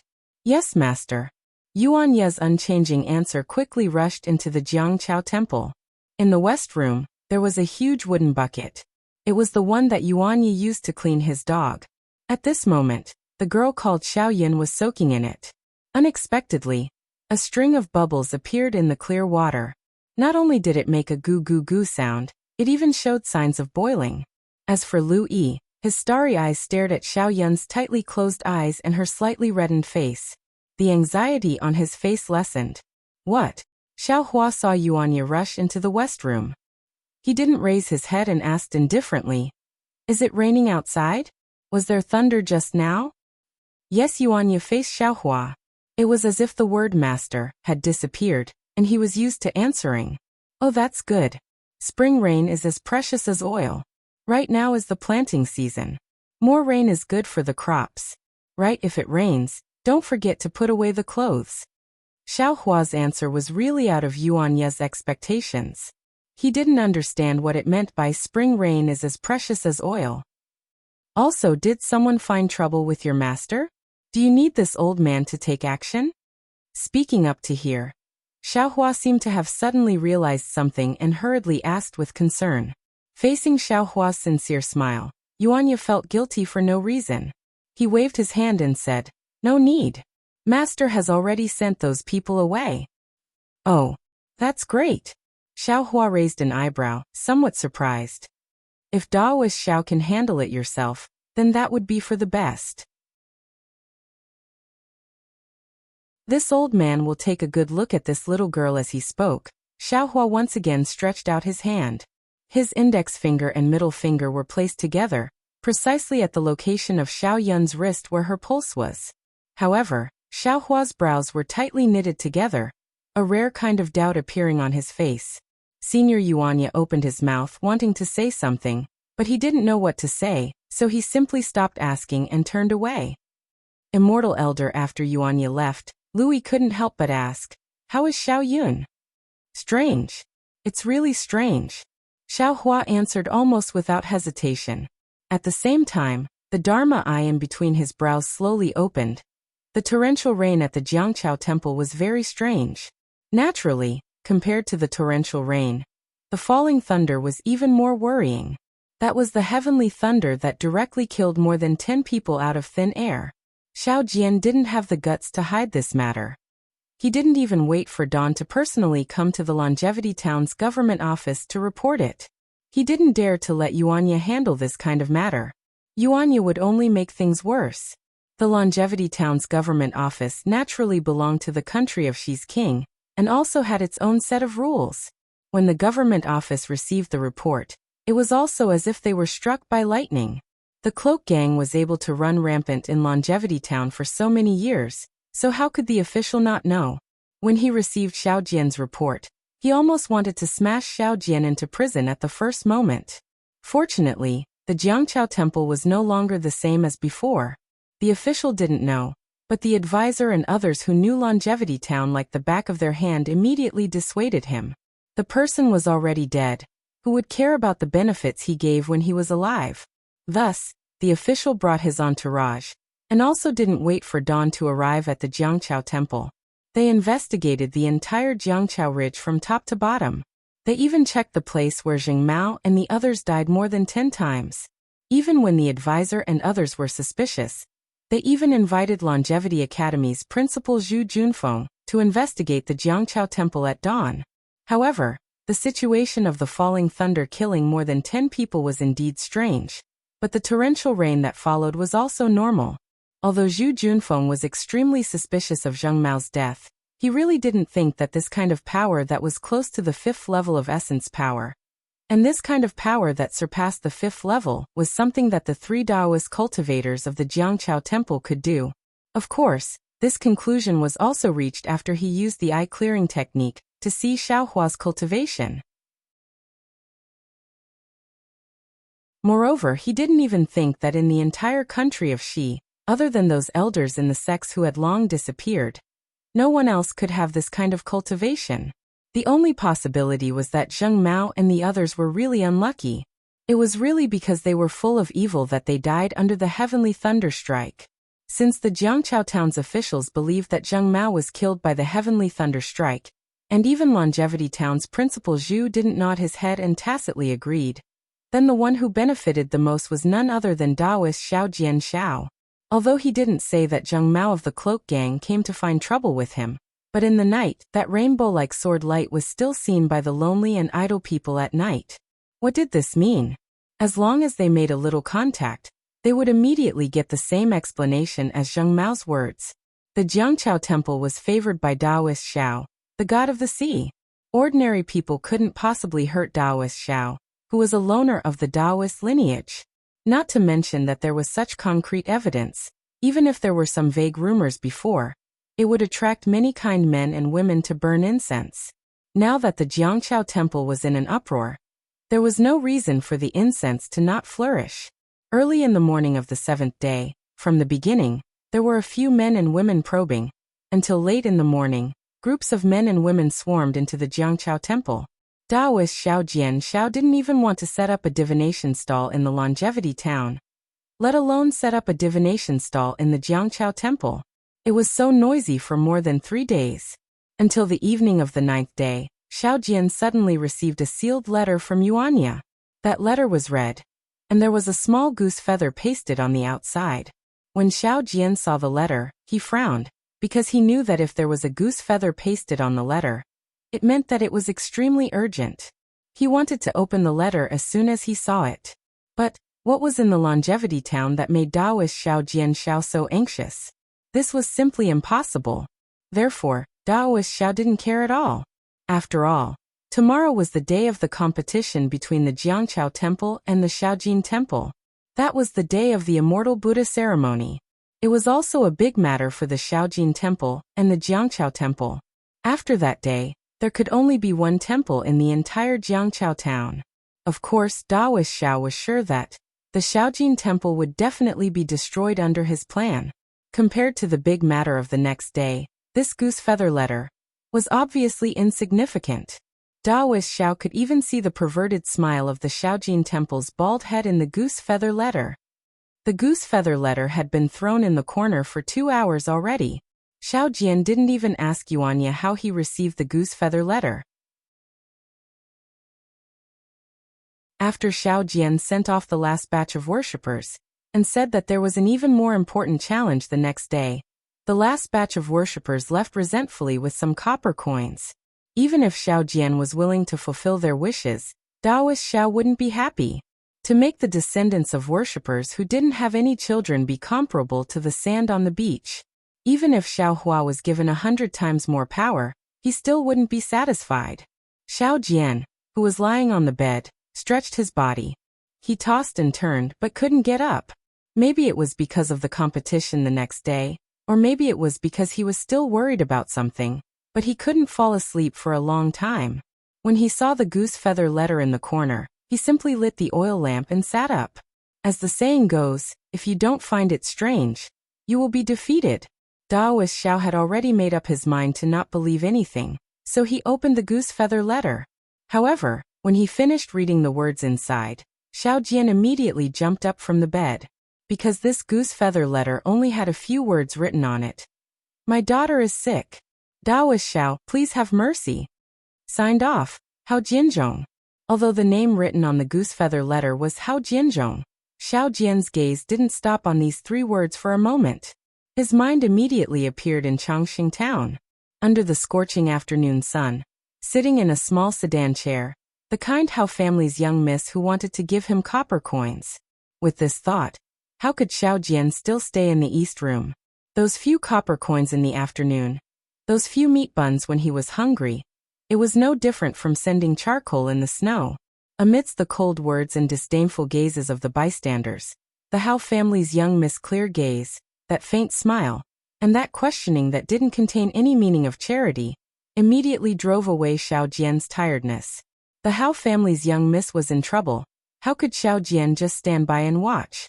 Moreover, he had also told Xiao Hua that if there was any difficulty, he should go and find the Hao family's young miss.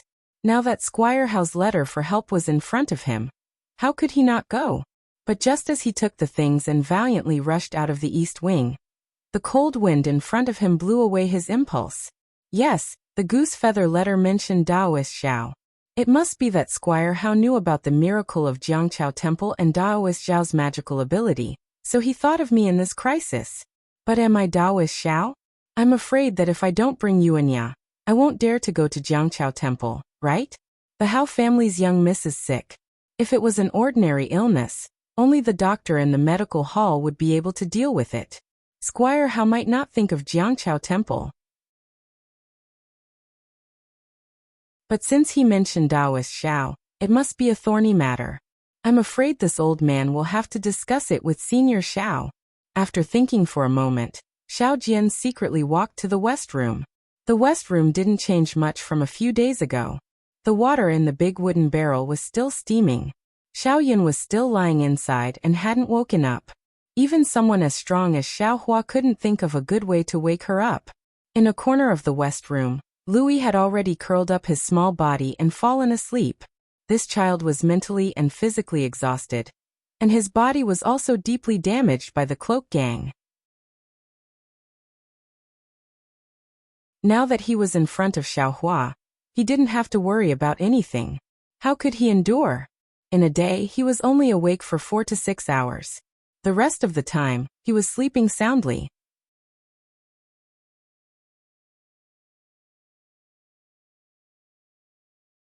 Chapter 3193. Master Yuanya appeared behind Xiao Jian like a ghost. What's the matter? Xiao Jian scolded unhappily. What does this old man have to tell you? Yes, master. Yuanya left even more quietly than before. Xiao Jian actually didn't notice Yuanya's figure leaving. Damn it, Xiao Jian couldn't help but curse. Who's master? Fellow Xiao, what's the matter? Xiao Hua, who had his eyes closed, had no choice but to open them. In the past few days, there had been too many people in the Jiangqiao temple. There were devout people, but there were even more opportunistic people. There were even a few villains suppressed by the cloak gang in Longevity Town, who came to the Jiangqiao temple to sound out the situation. This made Xiao Hua very impatient. He originally had many methods to kill Zheng Mao and the others, but he chose to use heavenly thunder. Afterwards, wasn't he just trying to hide in peace? Today he saw Xiao Jian, who had been too busy to come to the West Wing, come here at night. He knew that there was something troublesome and had to ask. Senior, please take a look. Xiao Jian gave the goose feather letter to Xiao Hua and told him his thoughts. Oh, it's that little girl. Xiao Hua nodded slightly. He didn't like Xiao Jian's unscrupulous and lies, but he still approved of Xiao Jian's gratitude. Now that he saw the goose feather letter, he thought of the sedan chair that day and asked, It's already late. What do you think? This letter was sent in the afternoon close to dusk. Xiao Jian said honestly. As for who it was, disciple already doesn't know. Master Yuanya, who had just disappeared, appeared again and said in a low voice. It was a white-haired old man. He looked very anxious and hurried. He gave this strange letter to disciple and left in a hurry. That old man is probably a servant of the Hao family. Xiao Jian looked at Yuanya, and then looked at the night outside. Although it's already late, disciple has no choice but to go. That day, disciple clearly told senior that if I ran out of copper coins, I would have to go to the Hao family's young miss to eat. Now that the Hao family's young miss is in trouble, disciple naturally has to help. What else did that old man say? Xiao Hua ignored Xiao Jian, and turned to look at Yuanya and asked again. That old man asked me to tell master that no matter how late it is, as long as master is free, he can go. Yuanya also answered honestly, but master was very busy at that time. He didn't wait for me to say this before asking me to leave. Haha, since that's the case, then just go. Why have you come to this old man's place? Xiao Hua looked at Xiao Jian and asked curiously. Since Squire Hao said that he was asking Daoist Xiao for help, it must be a great disaster. If it weren't for Daoist Xiao, he wouldn't be able to deal with it. Xiao Jian smiled and said, Disciple knows his own limits.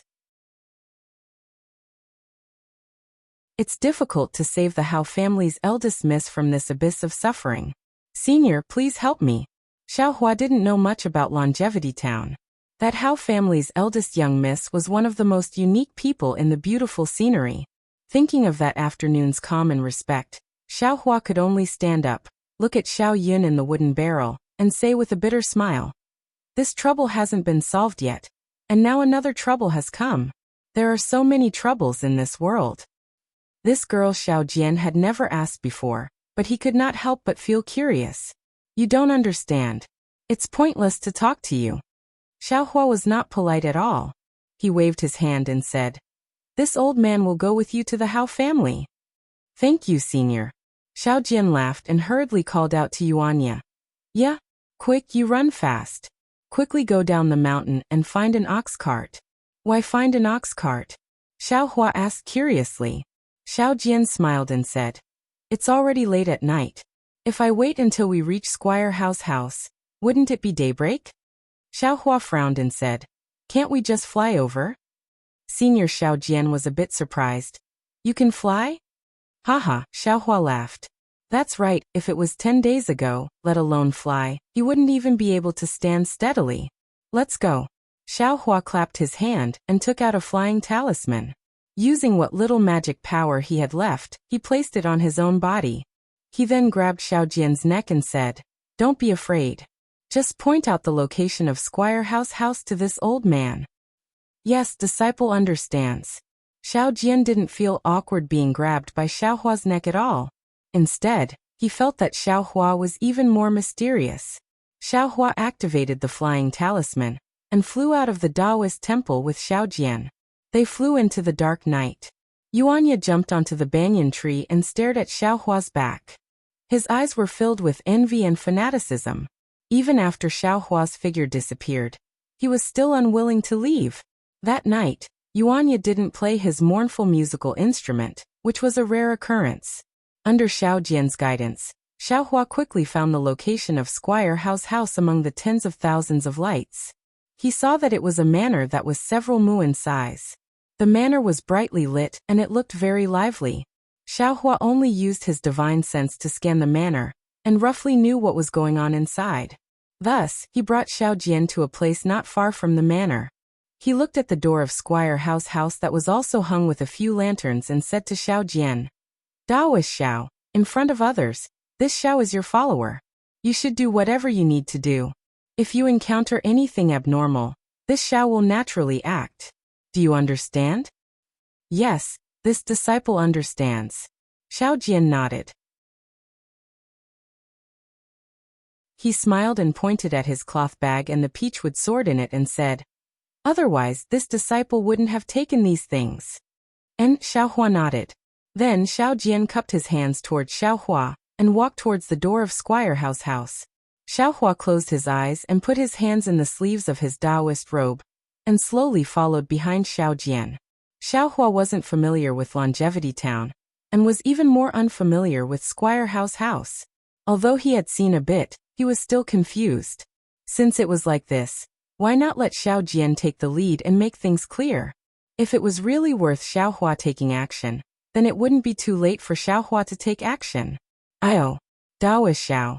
Daoist Xiao. Outside the door of Squire Hao's house, there was a white-haired old man. That old man had been looking in another direction, but when he heard the footsteps behind him and turned around to see Xiaojian's figure, he couldn't help but be overjoyed. He hurriedly rushed out of the house and said with a smile, "You really came. This old man has been waiting here for you for more than 2 hours. I thought you wouldn't come." "Unu." As he spoke, the old man looked behind Xiaojian with some confusion and asked curiously, "It seems like it's not easy to come here from Squire Jiang Chao Temple." He. Although Xiaojian liked the old man's respect, his expression didn't change at all. He cupped his hands and said, "When this Xiao received your house's goose feather letter, I knew that there was a great secret inside. And it was also a big matter. However, in the past few days, there were indeed too many people coming to my Squire Jiang Chao Temple. Many things were urgent, so I had no choice but to deal with those even more urgent matters. When I had to deal with the matters that I had to deal with personally, then I handed over some matters that could be avoided to my disciple. I brought this Taoist friend to your house. I wonder who this old man is." "Oh, this old man is Squire Hao Yulong of Squire Hao Mansion."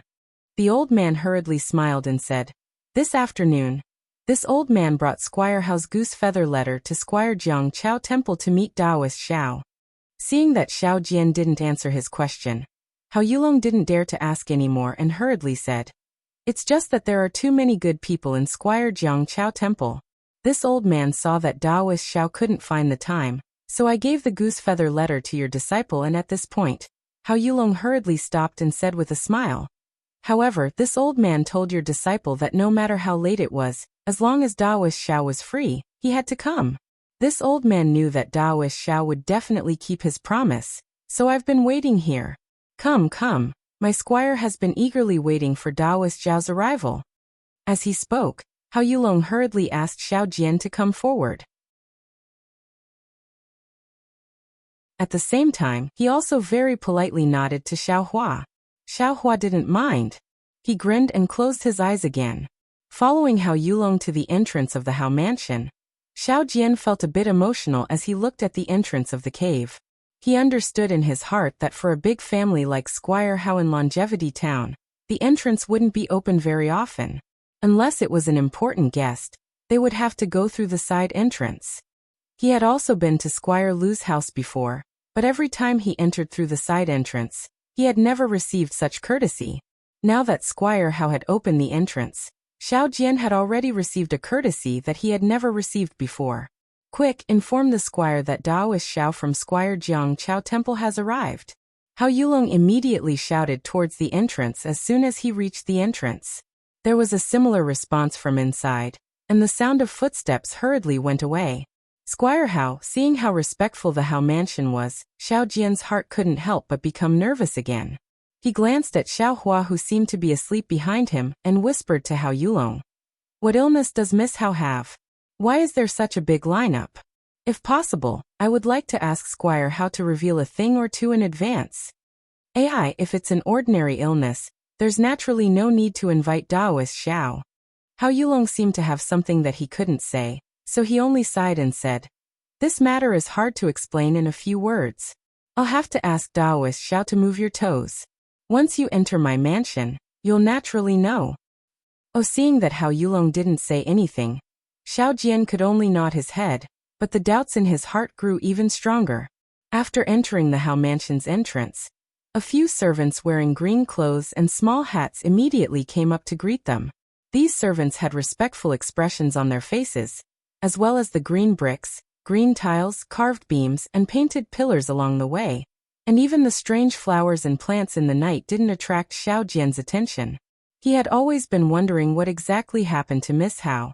After passing through a fragrant garden, he was met with a white wall that was as tall as 2 people. On the wall, there were strange windows that looked like fans, flags, fishes, and birds. A fat old man was standing in front of the only moon gate on the wall. He was wearing a bright official's robe. You're tuning in to the Li Mei's Wuxia Whispers YouTube channel. We're so grateful for your support, and don't forget to subscribe to join us on this incredible journey through captivating stories. Your generosity through donations truly makes a world of difference, as it's the primary source of revenue that allows me to expand and enhance this channel for you. Thank you from the bottom of my heart for being a part of this adventure.